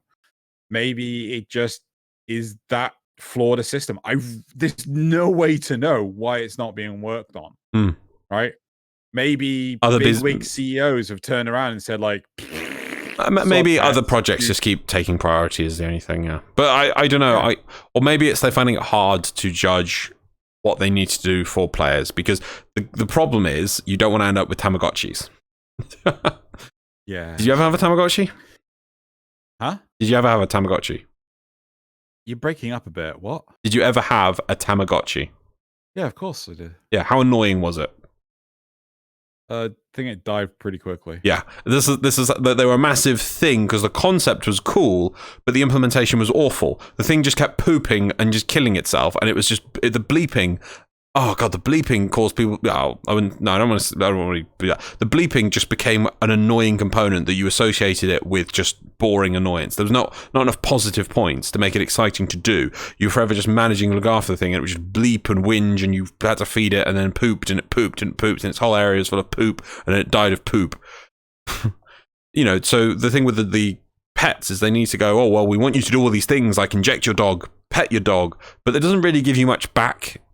Oh, its damage goes up, its loyalty goes up. They need to put the effort of coming up with good systems that actually reward you doing these things, and systems which help you manage it to do automatically. Like your dog pet, why can't you have an automatic dog petter that you can set for the next 5 days, or an automatic stim injector for the next 5 days? You don't have to log in every day, or feel you do have to log in every day because otherwise you miss it. And then it wasn't until later they added things like the auto freeze. Like why can't you preset the auto freeze so that if pet's happiness reaches or genetic integrity reaches 60%, then you auto freeze? Now it's only put in so that that's the kind of fundamental things you need to add in to control the system. I don't know, maybe it's just a lot more dev work than they can spare at the moment. But yeah, we'll see. I don't think we'll see a Pets 2.0. Cool. Right. What was the thing about pack hunting? That was another thing they were going to have for Kubos, that they would, if you had 4 people with Kubos, they could do combo pet attack. That never went anywhere. Let's move on.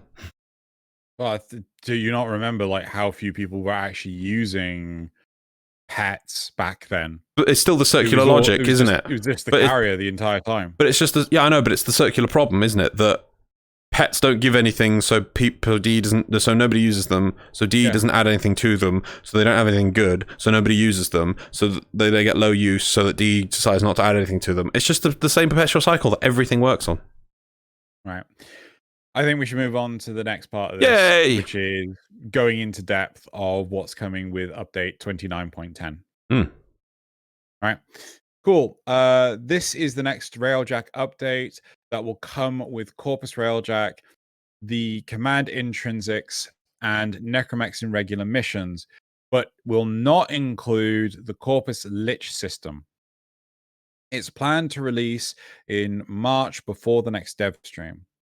The full workshop is coming on March 8th to list all the things that will be changed in what they're calling the Railjack 3.0 update. Didn't know there was a 2.0. During this update, there will also be... Yeah, I would have called it a 1.5, not a 2.0, yeah. No, I would call this a 2.0. Not no, yeah, exactly. This should be the 2.0 because they did that update around March. Do you remember when they changed it? When you could combine weapons and things. I would have called that a 1.5. I want to go through all of this. Yeah, no, I know. Yeah. I'm just saying. Yeah. During this update, there will also be a progress reset on Railjack, meaning all intrinsics will be reset and points will be refunded. This changes how much grind is needed to progress. So players that have invested in the system already will be able to immediately respec and continue with refunds on their investments, while new players will have less grind to progress on into the system. List of Railjack problems to update include the list of Railjack problems to update includes the host Railjack determining too much of your gameplay, the vast differences between systems like avionics and mods, the lack of connective content, basically removing the content island aspect of rewards and progression, and the ease to actually build a Railjack and begin the grind. The proposed changes include some... Yeah, I do have this set to like the biggest... Sorry, I'm just finding it very difficult to focus on the text. The proposed changes include some very broad strokes to how we prepare the Railjack for a mission. For example, avionics will be moved to a form of player-exclusive modding system instead of under the Railjack itself. This has the in-development name of the harness system and means that you can equip avionics on your harness and use them during Railjack missions instead of relying purely on the gear brought by the host. This will tie the system a little more into how base Warframe works. Avionics will be similar to mods that you install and bring with you into a mission, and your own progress can increase the functionality of a Railjack mission you join instead of just being along for the ride. For example, equip the Seeker Volley avionic in your harness, and when you man a gun or pilot the ship, you can launch a Seeker Volley using the Railjack Flux energy. But another player might have the munitions vortex or black hole avionic in their harness, so they'll be able to launch that even if the host doesn't have any of the those avionics equipped. Another change is going to be things like the railjack interior, as feedback has noted that the interior is seen as overly large and not streamlined for play. And a further important change will be including more of the rewards from the main game into missions, such as having current vaulted relics drop from railjack missions, so that more primes can be in circulation at one time. Void storms are going to be introduced into railjack so that you can also crack open relics in railjack gameplay, incorporating more of the mission types into railjack so that more of Warframe's base grind can be accomplished there too. The Corpus Railjack update will also include the Orphix gameplay as part of some missions.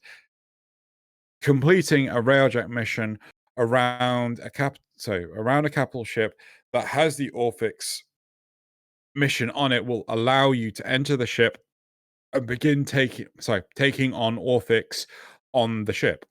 This is a way to incorporate more gain of items like arcanes and an alternative to Eidolon farming. The workshop will also discuss more mission types for base railjack gameplay too, so that skirmish isn't the only type of railjack mission. And the last important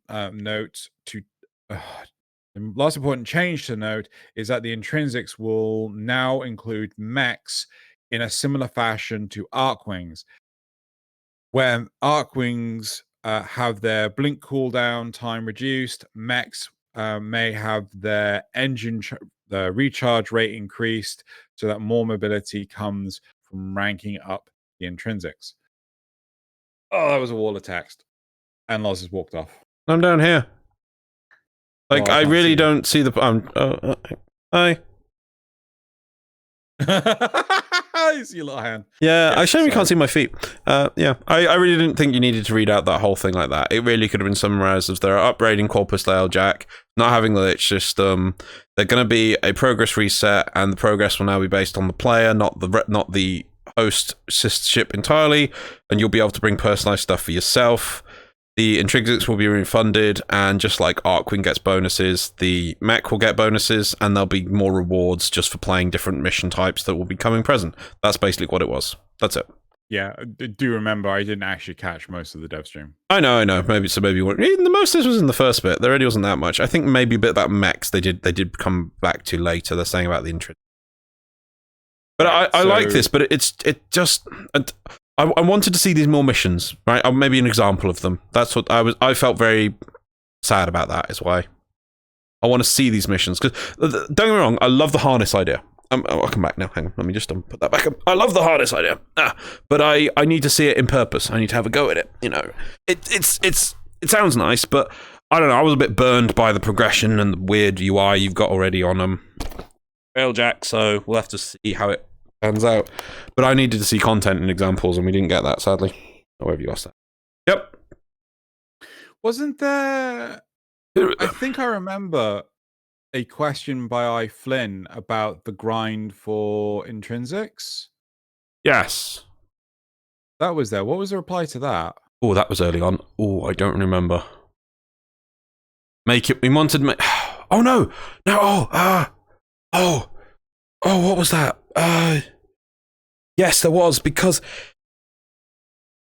Oh! No, what was that about Umbra Formers?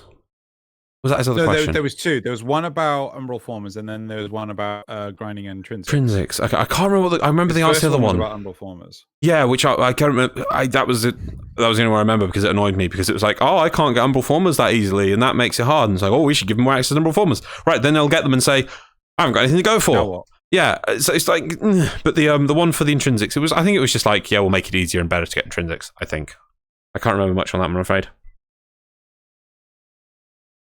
Okay. Finally. Oh, sorry. I thought you were moving on.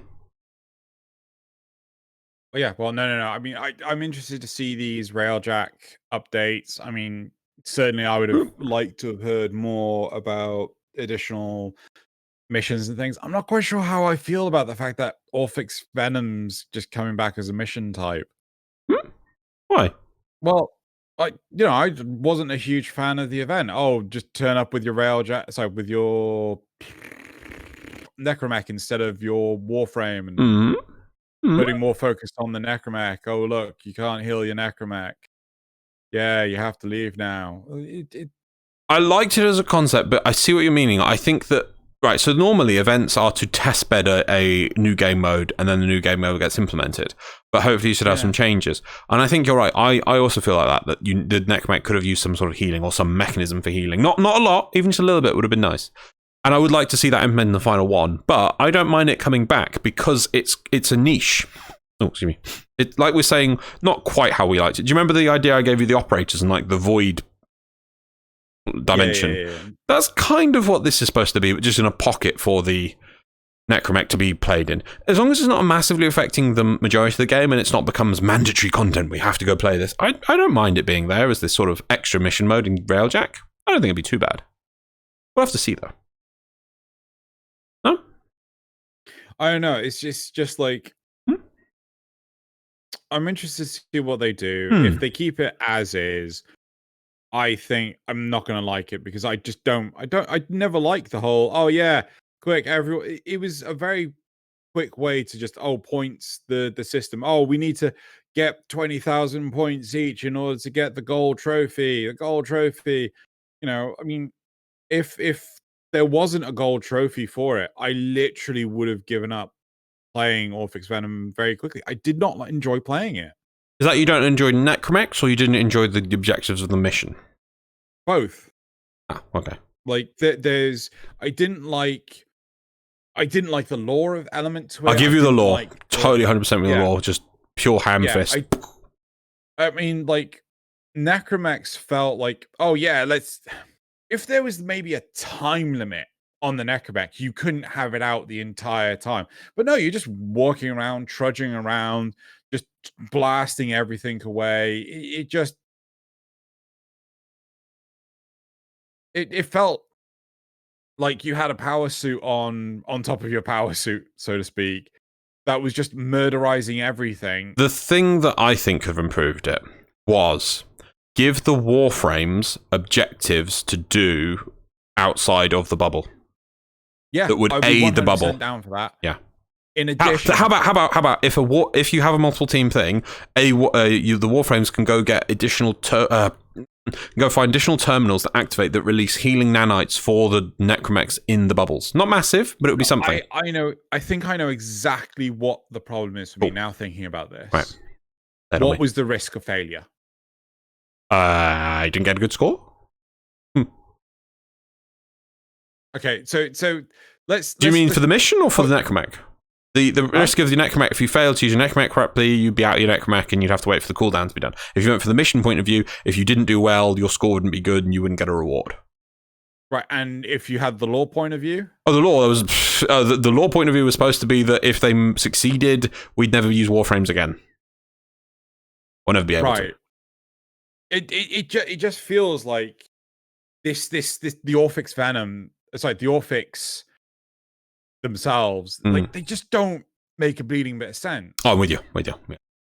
They have this technology. Like, there's no reason they wouldn't mass produce it and keep working on it and forever be re-implementing it in a new form and reapplying it to weapons and other things that would break us down and mean that our Warframes. Imagine if they had like a spear that could just release a bubble of Orphixness, or make a mini Orphix on a spear and just throw it at your Warframe and it sticks in the chest. Then your Warframe's useless. Yeah. Oh no, your kiddo has to run over to it and pull out the spear. I kind of like that. Actually. That's gonna be cool. It feels like it doesn't make a great deal of sense, right? Because it's if the sentients are able to mass produce these fuckers, right? Then why aren't they just everywhere? Yeah. Like. But I do feel that they are. It's the same thing I had with the disruption game mode. I look at that game mode and I'm like, what's the lore on this? Does that make sense? Well, actually, here's another thing. I really feel they should change the failure side of the mission, right?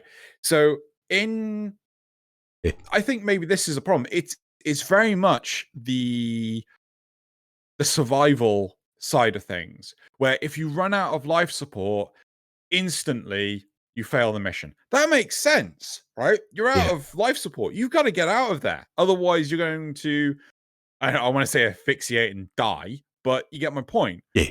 But with the Orphix, why has one Orphix taken over a small bubble become the failure state? I thought it was that if they it's not that if one it's not quite that. It's if the combined effect of Orphixes, which could be one, but minority, it will be at least two, because I don't think one Orphix could complete the bar 100% before a second Orphix spawns. That the effect of the bubble, even though you only see the bubble, the effect is having effect outside the bubble once they've reached a certain amount of map control, sort of. I know it doesn't visually represent that, but I assume that's what it's implying, that their effect is spread throughout the ship. Personally, right, I would change this. I would have it so that maybe it's me being pedantic, so please bear with me. Keep going, man. Go on, yeah, I'm with you. I would change it so that if an Orphix gets to 100% map control, let's call it rooted. I like the idea of rooted. Gets 100% rooted, you then can't destroy that Orphix, and it is permanently there with its anti-warframe bubble, right? Right. So you can stay in the environment for as long as you want, but if you go anywhere near that bubble, your Warframe's off. I don't know. I'd also like the bubbles to keep expanding slowly. Or for every additional fully rooted one, the bubble of every rooted one expands. Sure. And it just gets bigger and bigger and bigger. Yeah, I'm with you on this. I can see where you're going with it. Yeah. And then it's just like, you just can't do anything. Yeah, I think that is the kind of the feel that they were trying to go for with the percentage bar, but you've actually gone to where you get to experience it, rather than just they say, oh, they've gained control, you must leave now. Right? Yeah. I'm with you. I'm with you on this. The other side I would have it is that in this rooted bubble, right, in this rooted Orphix's bubble, you can't keep your necromech there for. Oh, it starts affecting the necromech as well. Yeah, it's because the whole point is it's pushing it's disabling the transference. Exactly. It's disabling transference. So maybe the necromech is like, the necromech can only like stay in there for half a minute or a full minute or something like that. Yeah. So you can travel through it, but be fucked if you stay in it for any longer. Right. That's why I would like the bubbles to expand for every additional one, because if they're just literally like bubbles, you just end up with a few spawn points, and it'd be bubble, no bubble, bubble, no bubble, and you wouldn't really, it wouldn't be that big problem. But the only issue I would say is, I think they can only have three spawn points. Yeah, that's the issue. So, well, you could, okay, so they set out smaller ones that start doing the corridors as well. Maybe they send out sentients that start emitting a small field. Yeah. But even so, I think at that point in time, when you've got 3, maybe when they got 3, it's some weird, but now they're repeating on themselves. So all 3 have created an even bigger one, and it's just encompassed the whole map. Yeah, I much prefer your method of the once. Yeah, so basically, once they hit 3, they're able to work together and expand the whole map, and then you get kicked out. I think that's what they were trying to achieve with their percentage bar thing, but it didn't feel in game terms that's what actually was happening.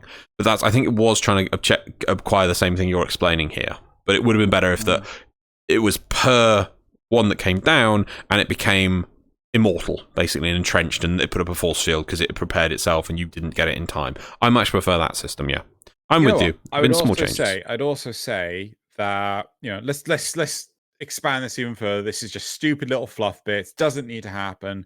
But I would say also the way you exit is your kiddo has to grab your warframe. Right, you cannot go to the exit tile. You have to find your warframe that's lying on the floor somewhere, grab it, and then effectively you get teleported out, because you can't use the Lisette as an operator, and your warframe's completely disabled. You want to teleport a warframe? No, it's a complete fluff. Didn't you just make a bigger fluff lore problem than just so you can have your fluff? We can now teleport things. randomly with no. Anyway, can we? Yeah, we teleport into the void loading tile. Yeah, the towers.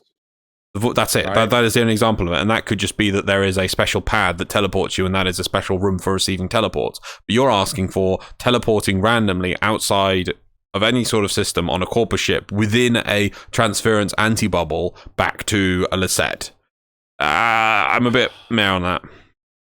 Maybe you should just fail then. Just flat out fail. Yeah. What's wrong with the fail screen? You failed. Okay. Failed. Yeah. Because I'm pretty sure right now you don't just fail. You just got to get to the exit like in a survival. Yeah, like a survival. Yeah. Flat fail. Yep. Okay. There you go. Finally, update 30. No, I'm with you because I can see the lore disconnect is the biggest one, and I like Your Way more. Your Way feels more like a but it's my problem with the whole Warframe, that it feels so static and not a complete representation of what it's trying to achieve. Whereas yours actually gives you that in the mission, rather than just trying to pretend that's what's happening with the percentage bar. Your one is no, you actually get to see and feel that. That's why I'm with you on that. Yeah. Yeah. Okay. Cool. Right. Should we move on to the next part, or no? Do we want to? Yeah, let's go. Okay. Cool. All right. And then the vomit. Update 30. I don't know why he's crying. Give it a second. This is going to be a simultaneous update on all platforms. The content includes the Call of Tempestrati quest, Sevagoth, and the Zephyr Deluxe skin. So the release is planned. Sorry, Mope's saying. Sorry, I think Mope's saying this. The release is planned to still count as spring, so it could come anytime from the end of March to the beginning of June. Surely, beginning of June? Oh yeah. An in-game model of Zephyr Deluxe was shown with part of the new idle animation. The bundle comes with UI customization options, landing craft skin, and operator suit. Sevagoth is getting more than just an ability transformation for his shadow. You will be able to individually mod and customize Sevagoth's shadow from as it is a separate warframe. This includes separate modding for the Shadow's claw weapons. Rebecca showed off Sevagoth's signature weapon, a custom secondary arm launcher similar to the Sonic Core that acts like a crossbow. If you charge up the projectile, it causes a radial cold proc to slow enemies down for easier headshots. When used with Sevagoth, it has a headshot bonus. They didn't mention here which one of his abilities. I can't remember the name of it now. I think it was his third ability is the one that's going to get helmet. So basically, it was actually referred to as Exalted Shadow or something. The form. It looked pretty cool, actually. The Gloom one. Gloom, that's on Gloom, yeah. So it was Exalted Shadow. That looked kind of cool, and I thought it was cool. There was a mention again here. It's not listed. But we were chatting about that. They did, because basically I think Tobiah mentioned, why doesn't Chroma get this sort of thing? And I think they did mention about Chroma and DevStream, but I might have to go rewatch it, what they said, because it would be cool if Chroma could at least visually customize the armor relative to, you think? Just like, or maybe mod it as well, the effigy. Yeah, Chroma needs more stuff to do that effigy. It's a cool concept, it just doesn't do anything with it. Going back, I was very disappointed with the Zephyr Deluxe. It does not look like a Warframe. It looks horrific. Absolutely horrific. The coat is the in my opinion, the concept art was in motion. Like it's got like a flared almost coat, and it looks like it's in motion in the picture. And then the actual one on the model is permanently like that, as if it's moved and just glued in place. Right. Oh god, and the head looked awful. I was really hopeful for that model. That's not what that model I thought looked like. I don't know. These concept arts, a couple of them now, are just not making it into the game as maybe I got too high expectations for them. Yeah. Oddly enough, the whole Revenant Deluxe thing. Yeah. And how I touched upon the feet of the Revenant Deluxe looked like it was on its the tiptoes and things like that. I've seen a number of fan art of the deluxe skin where his toes are still as poised as that. I'm like, I bet he's going to be completely flat foot when it comes out. Yeah. Yeah. Anyway. Yeah. Right, so I don't know. I just feel that deluxes used to have a bit of special to them, and they just don't seem to be hitting that mark anymore. Maybe it's my own expectations. I think maybe it's with me, but I was so excited for this F1, and then actually seeing it, and it's got this like it clearly. Maybe if I get it and take it and just give it the bloody standing still animation, because the bloody idle was just freaking all over the place. Look at my Warframe. It was just like that. What game are we playing? Is this Fortnite? Like, it just didn't seem like. I'm tempted to ask people, like, what's your normal idle animation? Is it your Warframes? Like, base noble? Is it the base agile? I just want to put this out. I have bought every idle animation available. I don't use any of them. And do you know the reason I don't use them?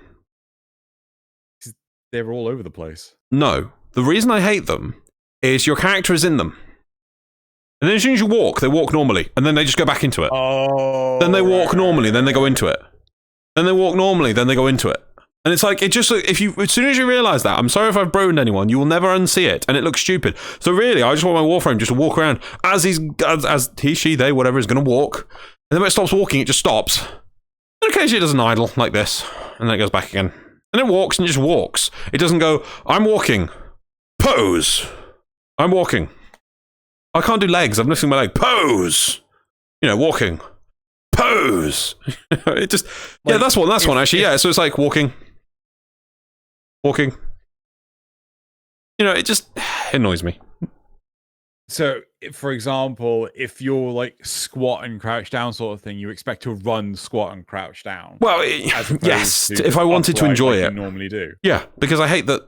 You're fighting, you're whatever, and as soon as you let go, then it just feels so wrong. It doesn't affect the moveset, so it just feels off to me. And as soon as I realise that, even though I bought and still buy every single idol, I still go, eh.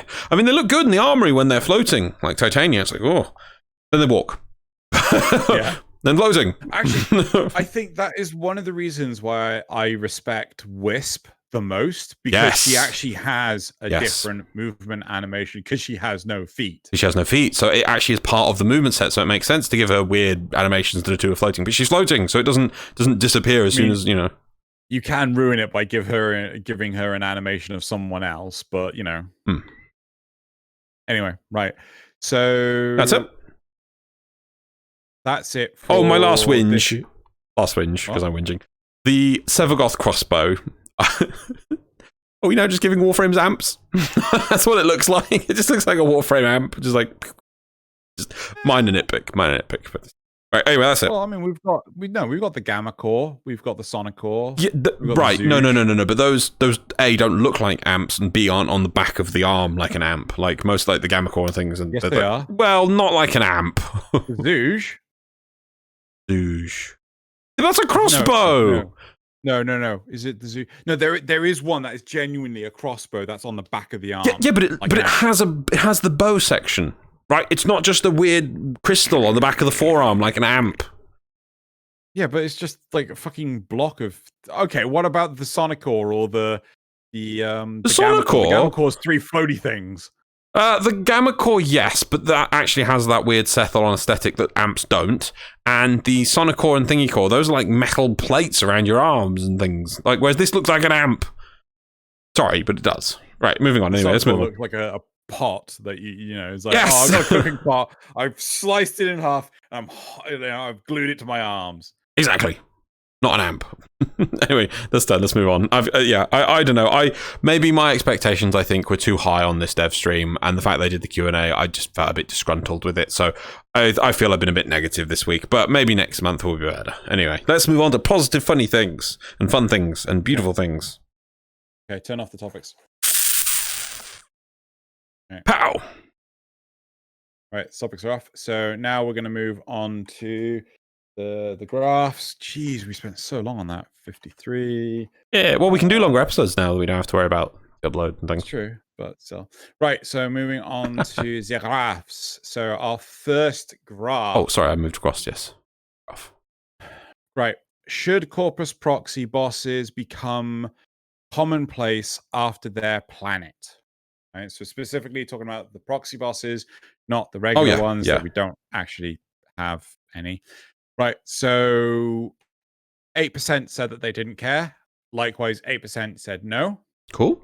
And 85% said yes. Nice. That does not add up. Never does. That does not add up. I'll have to look into that. Right. So, yep. I think we're both on yes, this should happen. Yeah. Yep. Okay. Number 2. Right. If DE implemented better enemy interaction, it could dramatically slow down. So it would dramatically slow down the pace of combat. What would you prefer? So 19% said keep it as it is, and 81% said change the interaction and decrease the speed of combat. So found that interesting. Nice. All right. Next one. Oh, actually, hold on. Before we do, where were you on this? Keep it as is or change it? I'm would change it. Okay. I'm not quite sure where I am. I think no matter what it is, I just adapt. I would be hypocritical if I wasn't on the change it. And obviously, we're not specifying exactly what those changes are, but I would just think, like earlier, we debated for ages, the direction needs to be more on the enemies and the environment and the combat than the mods. Yeah. Have I got the third one up? Third one. Should DE implement more enemies that only appear later in the game? 4% said no, 96% said yes. Nice. Yeah, they should. Right. Now, this last question, this fourth question, okay, a little bit tricky. Right. So, which 3 of the following do you agree with the most about the majority of the Warframe player base? So, everyone got to choose 3 options. Right.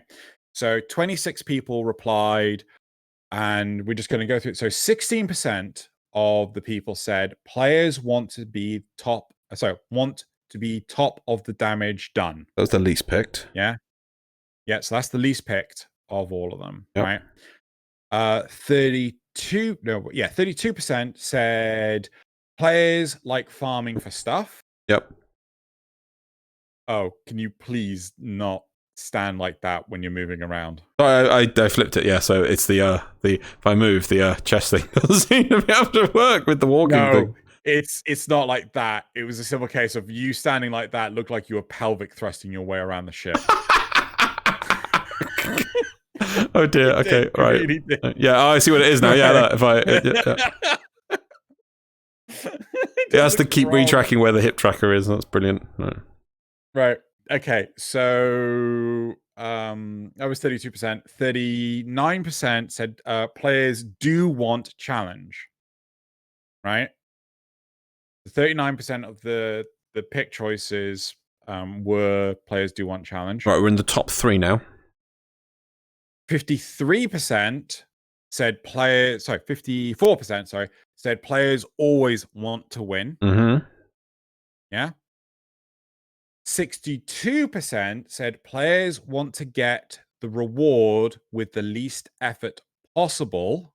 And the one that I thought was just 88% of the voters said players want to get the reward as quickly as possible. So what our fans are obviously saying by this is that they feel that the average player wants to win, doesn't want to have a lose state, wants to get that reward, wants to win as easy as possible without actually putting effort into thinking, planning, so they never want to lose, they never want to put any effort into it, and then they want that time to be as short as possible to just basically give them reward. Really, quite cynical of people, and I don't feel they're wrong on this. I think the average player is right now. I completely agree with our community's perspective on this. And yeah, it's just completely. We're all jaded old people. That's what we are. Well, why do we have to be old to be jaded? Because there's no hope left in us. No, I do very heavily agree with this. I would have actually said wanting challenge would actually be lower. I genuinely don't think people want challenge. They may say they want challenge, but they don't. They just want reward. Maybe you should have that as another graph. Do people say they want challenge when they actually don't? Or they say they want challenge, but they're always the first to complain the minute anything becomes hard and they don't get it done on the first try. Yeah. Anyway, so that's it for the graphs. I feel that this is fairly accurate in terms of what I was expecting. I kind of thought that challenge and top damage would have been the other way around, but apart from that, yeah. Cool, right. Unless you have anything else you want to add to this. No, very interesting questions. Okay. No. Good thing you remind me, Captain. Right. So now we're going to go to the supporter questions. Right, supporter questions. Starting with Hover Anywhere. With the dev stream having happened on the Friday before recording Tenno Clock, which Warframe are you going to put Zephyr's new deluxe idle animations on first? And why is it Grendel? Gonna get those. It's not. It's deluxe animations because I'm going to use it for a thumbnail. Bitten. If the Warframes were to attempt to become dentists, which frames do you think would be best at it? Which ones would be the worst? Which ones would think they'd be good at it and fail in hilarious ways? So what was the first one? Okay, which frames do you think would be best at it? Mag for metal fillings. Oh, that's a good one. I always try. Oh God, who? I don't know. I'm thinking Trinity. I think she'd just like numb the pain. Like it would be the most least painful experience possible. Blessing. Yeah. No. I was actually thinking. Oh God, what's the? I mean, technically, it's on her. But what's the link that she has that when she takes damage, she gives it to the enemy instead? Link? Is it just called Link? I think it's called Link, isn't it? I honestly don't know. I don't play Trinity. I played a while. Blessing. Okay. So whatever that is. Which would be worst at it, and which one do you think would be good at it and then fail in hilarious ways? Atlas would fail in hilarious ways. Which ones would be worst? Oh, which one would be worst? I do like the idea of Atlas. He just punches you. Like, be working really hard, like stone assistance, and then just goes punch. That's yours. Or turns your teeth into stone. I was actually thinking Vault, because as Vault was doing it, he accidentally electrocute you and kill you. That'd be true. That'd be Vault for those. And then who would be the worst in hilarious way? What was the third one? Good at it and fail in hilarious ways. I think your Vault was that pretty much. Good at it. Good at it, but Loki would switch teleport the teeth, right? But he'd end up getting the wrong ones. No, he'd end up irradiating your teeth. Yeah, there you go. He ended up irradiating you. There you go. All right, next. So next is Droogle. I'm not sure my connections. Am I good? Can you hear me? Yeah, I can hear you. Oh, okay, cool.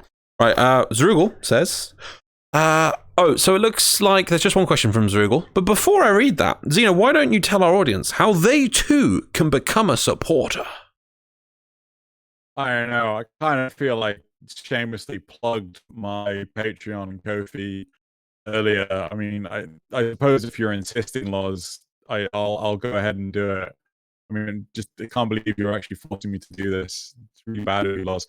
Anyway, so if you want to be a supporter of the channel, all proceeds go to editing, and the money comes to me directly. I don't absorb any of it. It just goes straight into video making.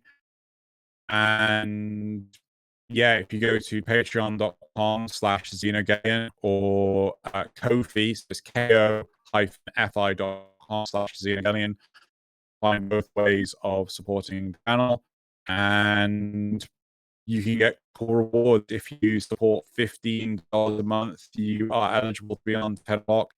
And I'm going to get Loz's opinion on this. I need to work out where in the reward table it's suitable to have, this monthly gaming session. So yeah, I'm going to pause. You get a lot of technical difficulties. I'm going to say. Right, so Patreon, go to patreon.com/xenogalian. Ko-fi, go to Ko-fi, ko-fi.com/Xeno again. You'll be able to support on that. We're not going to continue with that any further because apparently it was all glitchy and stuff. And we're going to go to the Zrugal's question already. Hit it, the button. Do the talk. Wait, what? Now. Ask you Zrugal's question. Where's it gone? Oh, there it is. All over also the place. Step back from the so we can see you again. All the way around. Oh, I see. That's the issue. There we go. Right. Oh, weirdness. There we go. Now for Zrugal's question. What is your favorite mobile game? Really? Okay.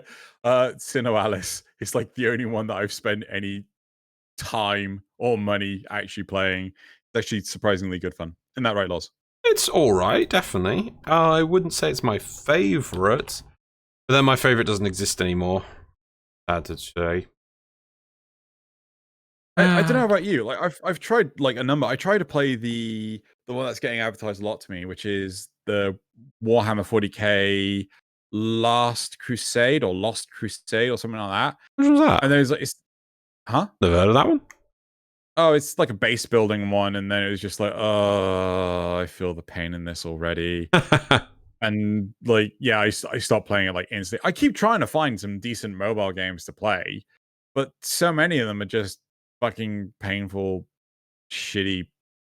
We spent 5 minutes making this, and then can be bothered anymore. Games. Anyway, yep. So what's your now still alive favorite mobile game? It's hard to say. Is it because I like it? I mean, I'm playing Final Fantasy Brave Exvius. The one I miss, which is Final Fantasy Mobius and Star Ocean Animesis. Those both got closed down. I liked Mobius. Mobius was the one I liked, but I liked the story and the setting, and the game was exciting. It was good.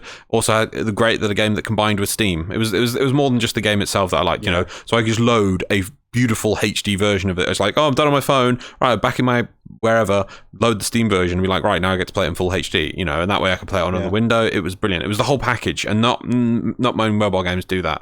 Like for instance, that new Diablo game coming out. Why did not just do a PC? Yeah. Seriously, if they said all they had to say was, "Oh, would you guys be interested in that?" We'll have and they would have got a cheer from the crowd, and they'd be like, "We'll have a look into that." That's all they had to say. That's all they had to say. Even if they said, you know, later they looked into it and it couldn't be done, they would have saved that whole BlizzCon by saying that. But they were like, "No, play on mobile. Don't you guys have phones? You guys not have phones?" Like literally, they just had to say, is that something you guys might be interested in? Roar from the crowds, like, you know, to be able to play this that new Diablo game on mobile. They would have roared from the crowds. They would have gone, we'll have we'll see what we can do. That's all they had to say. And then, even if they had no intention, they failed it. They tried, you know. But instead, they're like, no, we're going to release on iOS and Android. Don't you guys have phones? Yeah, but yeah, I'm gonna go with, just to move on, Brave Exvius for now. But I'm sure there's some. I saw you showed me some. There's new Final Fantasy 7 mobile games coming. There's 2 coming. Oh yeah, they're doing the whole of like Final Fantasy 7 on mobile, which is just like, that's an interesting idea. Screen X? What? Why? It's interesting. It combines all the games though. It does Crisis Core, Dirge of Cerberus, and the other one I can't remember. Yeah, but I would like. I was supposed to go like, on Nintendo Switch. Oh, PC, good point. You know, yeah. But it's like, on iOS and Android. Like, I don't know why there's such exclusivity between the two microtransactions. Yeah, I know what you mean. Yeah. Well, especially Switch. You basically should just put everything on the Switch as well. Yeah. It is just a big mobile thing. Anyway, we should move on.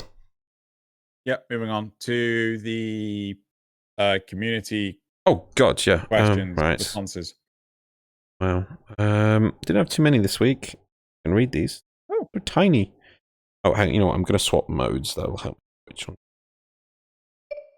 There we go. Right. Okay. What have I got here?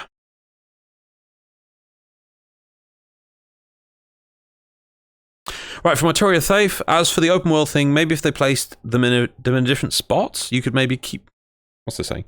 Maybe if they placed them in a different spot, you could maybe keep them, but at the moment, you have to go through them at least once in order to progress to the next junction. Oh!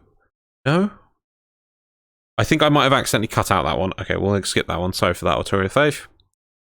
Oh, so people actually gave us a nice list of the things that did knockdowns, because we were a bit confused on it last week. So Nick Evans says, things that prevent knockdown, prime sure-footed, Iron Skin, Link, Blazing Chakra, Kinetic Plating, Parasitic Link, Spellbind, Hysteria, Augments, Icy Avalanche, Negation, Swarm, Shield of Shadows, and JJ24 gave us a similar list as well, which I think has all the same things in. Yep. So thank you very much for those things. Yeah, so there you go, Xeno. There's a list. I will probably send that to you so you've got a thing. And Nick Evans also says, the problem with the blunts and shields, because they're saying about punch through on them, is that they also is that damage also counts to anything that's actually sticking out from behind them. So if the enemy is leaning out from behind firing, AoE damage works on them too. So yeah, so I was saying about punching on bullets, which I think is still an issue, but they make a good point that they also don't. If a mob's using a shield and you have an explosive weapon, it sort of laps around the corners and just hits the mob anyway. Yeah. When it really should reduce the damage of the AoE would be good as well.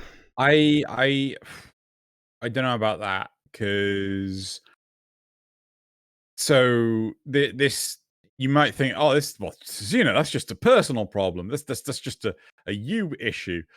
One of the biggest issues I have with shield Dargans is that they are always facing you, and if you don't have something like the Grattler, which does explosive damage, you just can't kill them, right? So I take great utility or pride or whatever you want to call it in using the Grattler to get around those bloody shields. So I think the problem is if you say, oh well, it just has like a damage knockoff, then people will find a way to, oh well, then I'll just do more damage and just exceed it. Oh no, well, we're gonna have a damage cap. Well, then I'll just damage it faster. Oh well, we got a timed cap. I think there's always going to be a problem. So either you have to flat out not allow AoE damage on things like bunkers and shields, or you're gonna have to just live with it. Do you know what I'm saying? Yeah, it's tricky. Yeah, it'll be a lot of work to make it work. That makes any sense. So just two quick ones and one bigger one. Piffalix, while I was doing Riven challenges, knockdown and stagger counts as a status effect, my good friend. That's interesting. I assume that's why I don't get any status effects or is that knockdown enemies to do status effects? I don't know how that works. That one. So also, JJ, I think that might have been off the back of Oberon with the knockdown thing. No, you can still get knocked down with Hallowed Ground. Okay. JJ24 made this, so on the question on the side, should DE implement more enemies that only appear later in the game? They said yes. There is kind of a system that is already in place. For example, nullifiers and bursters don't show up really early on in low-level defense missions until Wave 5, but later on they are more commonplace. I want to bring this, I'm sorry to pick on JJ24, but I'm like, no, that doesn't work. Because first of all, sometimes it's Wave 5, sometimes I think sometimes like Wave 15 or 15 minutes in. But still, you see them on the earlier maps. So it's not special when they turn up on Europa, for instance, because you've seen them on Venus. That's what I mean, like saving these mobs to make them special. I mean, yes, I know they turn up more later, but the fact that you see them early on, I mean, when you see them early on, it's like, oh, what's that? It's a new mob. Oh, what's that do? Oh, it's scary. Like, oh, interesting. But then when you turn them up later, you've seen them for the whole star chart to that point. Yeah, they're late. There's not as many of them, but you've still seen them. They're not, whoa, new mob. Whoa. That's what it should be saved for. And lastly, Trax Paddock, right? Regarding the new player experience of Warframe, it is total garbage. It is openly hostile to new players. You are given virtually no useful information on what you're meant to do or how you're meant to do it or why you would want to in the first place. The quality of life is abysmal. The lack of polish is unconscionable. The amount of glitches and bugs is deplorable. Sorry, I had to do that, lol. So many key elements of the game are never actually introduced to the players. DE just seems to take for granted everyone uses the wiki and everyone uses the forums, everyone looks up videos on YouTube, and everyone watches the 4 or 5 streams they do every week. Not long ago, you did a video, maybe with Michelle, maybe where you looked at the rates of certain Warframe achievements. Do you remember that? Like how many? Yeah. I just double checked them now. The STEM one to be exact. Only 17.6% of Warframe players reach Master Rank 1, 14.8% reach Master Rank 2, a 16% drop off, and 12.8% reach Master Rank 3, a 14% drop off from Master Rank 2. and 11.4 make it to Master Rank 4, and 11% drop to Master Rank 3. And on the other end, of the 1.6% who made it to Master Rank 29, 1.5% of them are now Master Rank 30, an impressive 94%. The Master Rank 30 has not been available for that long, so yeah. But just to show that the crazy drop off on it, of player base. So first off, that's just Steam, right? Got to point that one out. Yeah, but Steam is the biggest and oldest platform. Yeah, but that doesn't necessarily mean that players play on Steam. I mean, I'm pretty sure you play it on the standalone client. You don't play through Steam, do you? Both. I have both. Okay. Whichever one I remember to use. Fair enough. But even so, like, not everyone uses the Steam client. I mean, yeah, okay, there's diminishing returns, but I mean,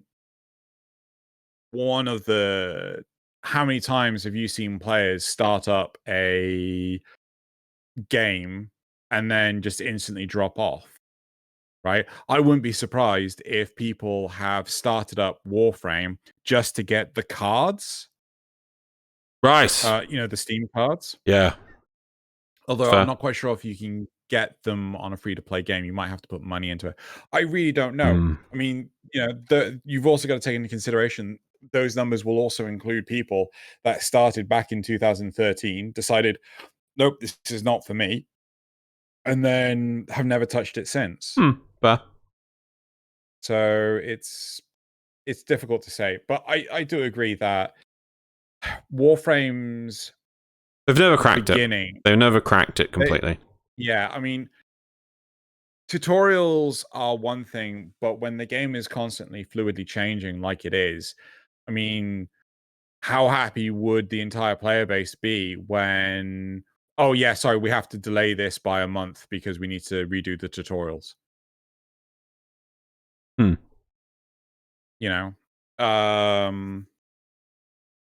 Tutorials are pretty much always the last 10% of any piece of work you do. Like, okay, here's an example, and then I'll shut up. At my job, I had to work out how to set up a server for AWS. It took me 2 days to work out how to set up that server. But as soon as I did, I then had to write documentation. I think it was like a 7 or 10-page document that explained to someone else how to set up said server, right? That document took me 2 weeks to write. It's just a Word doc. It's just a Google Doc. But if you had to set up a tutorial that explains to someone how to do this, they're going to have just as much of an issue. Ask any content creator, how long did it take you to make that 15-minute video that explains how X system works? I'll bet bottom dollar they'll turn around and say hours. Yeah. There you go. Good. Okay. Should we move to memes? Yeah, sure. Memes. Let me take the time.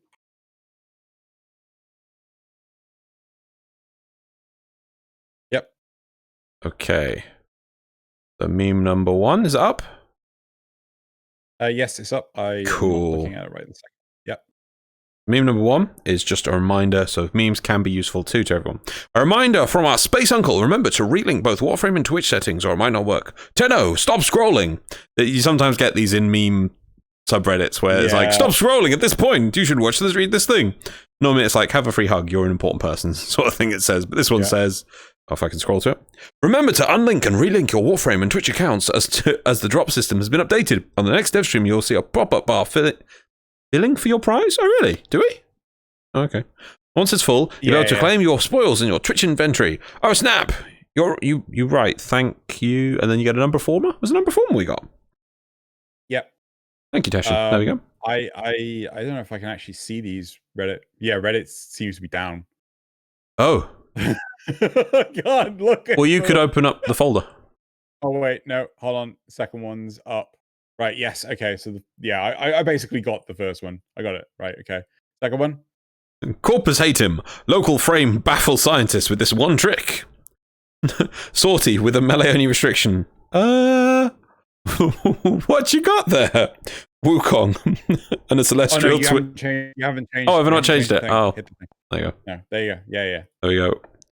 Celestial twin holding a Rubico Prime. A smoothie?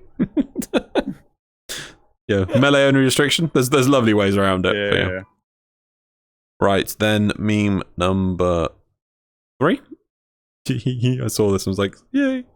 Tenno repellent. So we've got 2 faces, and it's showing the probability of contagion from one person to the other. So 2 people very close together, very high. 1 person wearing a mask, high. 2 people wearing a mask, medium. 2 people wearing a mask, I think slightly further apart. Oh no, so it's swapping who's got the mask there. Both people wearing masks, low. 6 people apart, both wearing masks, low.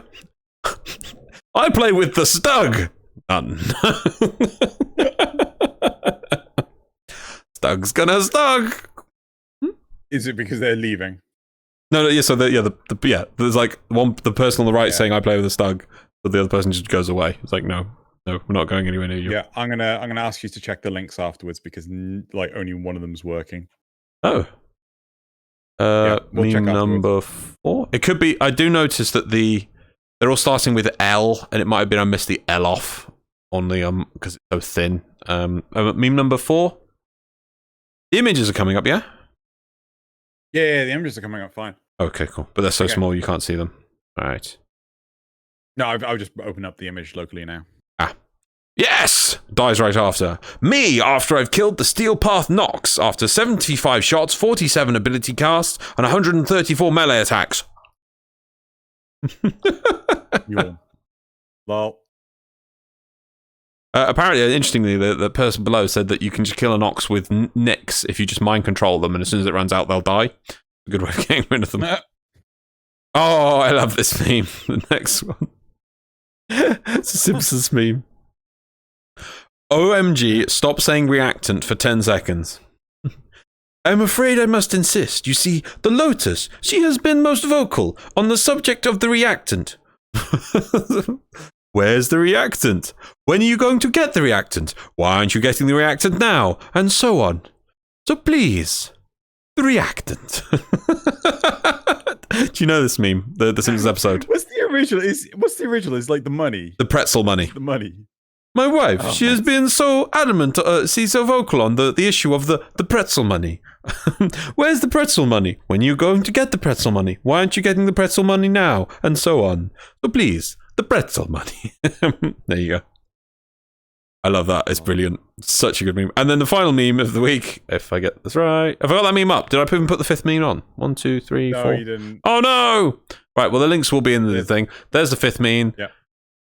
And the 6th meme. We can pause that. Right, 6th meme. New player, first impression, Corpus.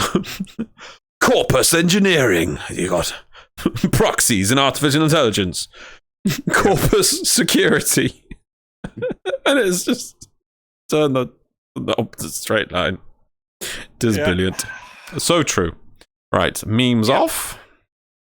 Right, community shoutouts. So let me just take the time real quick. That's number 1.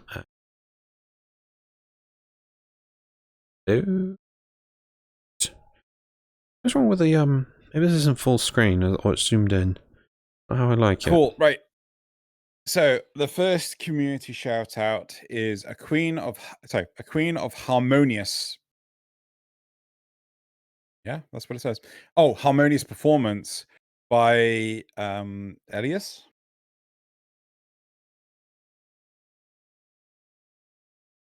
Hello? Can you not hear me? Yeah. I can hear you. You just stopped talking. No, yeah. You said Elias and then stopped talking. I was like, yeah, what about it? A queen of harmonious performance by Elias. Yeah, you said like Elias question mark and then stopped talking. I was just like, right, okay. I wasn't entirely sure how to pronounce it. Oh, okay, right. Anyway, that is lovely. Reminds me, I get very Samurai Jack vibes from it. It's just the color palette, I think. Yeah. Yeah. Yeah. Next one. Right. This next one is Chibi Revenant Deluxe by Dasta Creations.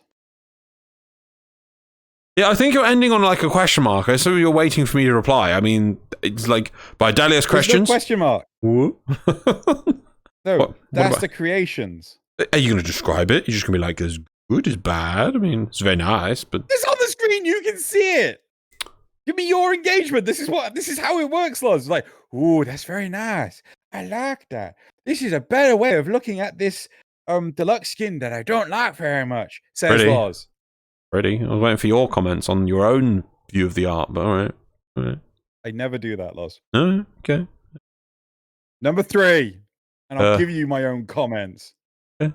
Number 3, right? We have this gorgeous, amazing Asia Wisp by Cleo Natrin. Look at how amazing it is, and I wish this was in the game, says Loz. Loz agrees. Also, it looks. Can we have that, please? It fixates on the. It fixates on the right anatomy of Wisp. Why do people always say that? Oh, God. I don't know why. People are so fixated on her. I know. I don't get it. Especially how beautiful this the rest of this stuff is. I mean, that would be just awesome. The head is what gets me. I like the head. I like the floaty dangly bits. It's just so cool. I love the contrast. I love the fact the arms aren't attached. That's so cool. Yep. They're just floaty arms. No. So cool. Yep. No, I really hope that this is something that could make its way into the game as well. Well, I don't know. Premium skins never seem to turn out well anymore. All right. So sad. 4th community shout out. No, that's the 5th. Oh. Thank you. Right, so this is a happy birthday. Oh, sorry, last one's a YouTube video. That's what's thrown me. Yeah. The the 4th one, this is a happy birthday gift. Art by Zero Control. It was commissioned for the recipient by, I think it might have been another artist. I'm not entirely sure. Happy birthday at Studio Cyan. Here's a cute present from at Mura Caceridis, which I was honored to draw. Yeah. Hope this adorable duo will bring you lots of smiles and oohs. Only the best wishes for you. Get a full picture of this. Oh, they're making a little heart thing with that. I don't think I can do that. Yep. I can't do that. Probably not. You can't control your thumbs, can you? No, well, I've only got that much. That's it. No. So no. Cool. Right. Very and sad. The 5th community shout out. Oh. Now press the button. Oh, I was so distracted by the beautiful art they're all about to see. Right. So this is a piece by Debbie Sheen, a fun idea I had, which is Monster Hunter inspired chroma. It's a MDRLOz. Black skin, I suppose. Yeah. So Mikey boy. It's quite cool how the pelt of chroma is very much the MDRLOz itself. So MDRLOz being like this red dragon in Monster Hunter. Ah, very nice. What happens when I push this 6? Does it just go to a picture or what? Yeah, it's just the thumbnail of it because I want everyone to go check it out. So the 6th community shout out is a music piece by Joey Zero called Excellent Data.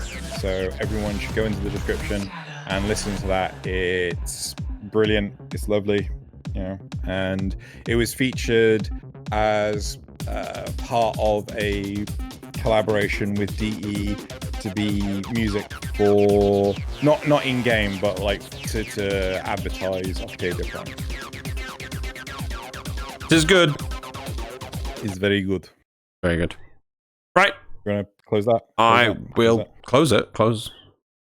The commissions. There you go. The community shoutouts. There you go. Good Right. job. Right, so that is it for the community shoutouts, and now we're going to move on to writing the time for the quote to end this episode. And weirdly enough, I'm really hungry. Not eaten all day. Right. Lay it on me. Lay it on you. I will be surprised if you get this. Hey, you see this emblem? That means I'm a life support professional. But that knowledge goes both ways. So if you tell anybody about Iron Wake, I will hunt you down and asphyxiate the shit out of you. Have it again? Yep, give me 2 seconds. Right. Hey, you see this emblem? that means I'm a life support professional. But that knowledge goes both ways. So if you tell anybody about Iron Wake, I will hunt you down and asphyxiate the shit out of you. No, I ain't got a clue. What's it from? It's a movie called Hotel Artemis. Ooh. And yeah, it's again Dave Bautista who's playing the role. The original quote is, "Hey, you see this badge? That means I'm a healthcare professional. But that knowledge goes both ways. So if you tell anyone about the Artemis, I will hunt you down and unheal the shit out of you." Ah. It's a fairly decent movie. I do recommend people go and watch it. It's on Netflix right now. It's just a decent movie to just watch and enjoy. It's got, Dave Bautista. It's also got, Jeff Goldblum in it. And I can't remember the name of the actor. He was one of the scientists in Pacific Rim. Oh, I know the two. Yeah, the one with all the tattoos. Right. Yeah. Yes. He's in as well. Yeah. So yeah, fairly decent movie. People should go check it out. And it's also got Spock from the reboot of Star Trek. Yeah, fair enough. Yeah, people go watch that. What's it called? Movie. Hotel Artemis. Okay, there we go then. Right, I'll hit this outro button for this week. You're gonna hit the end. Yeah, there it is. There we go. Cool. I've never heard that film actually. Hotel Artemis. Yeah, came out 2 years ago, 2018. Oh, really? I didn't hear about it. Okay. Well, we got some people on there. There's some lovely supportery people. Guess we'll see everyone next week then. Bye. Bye.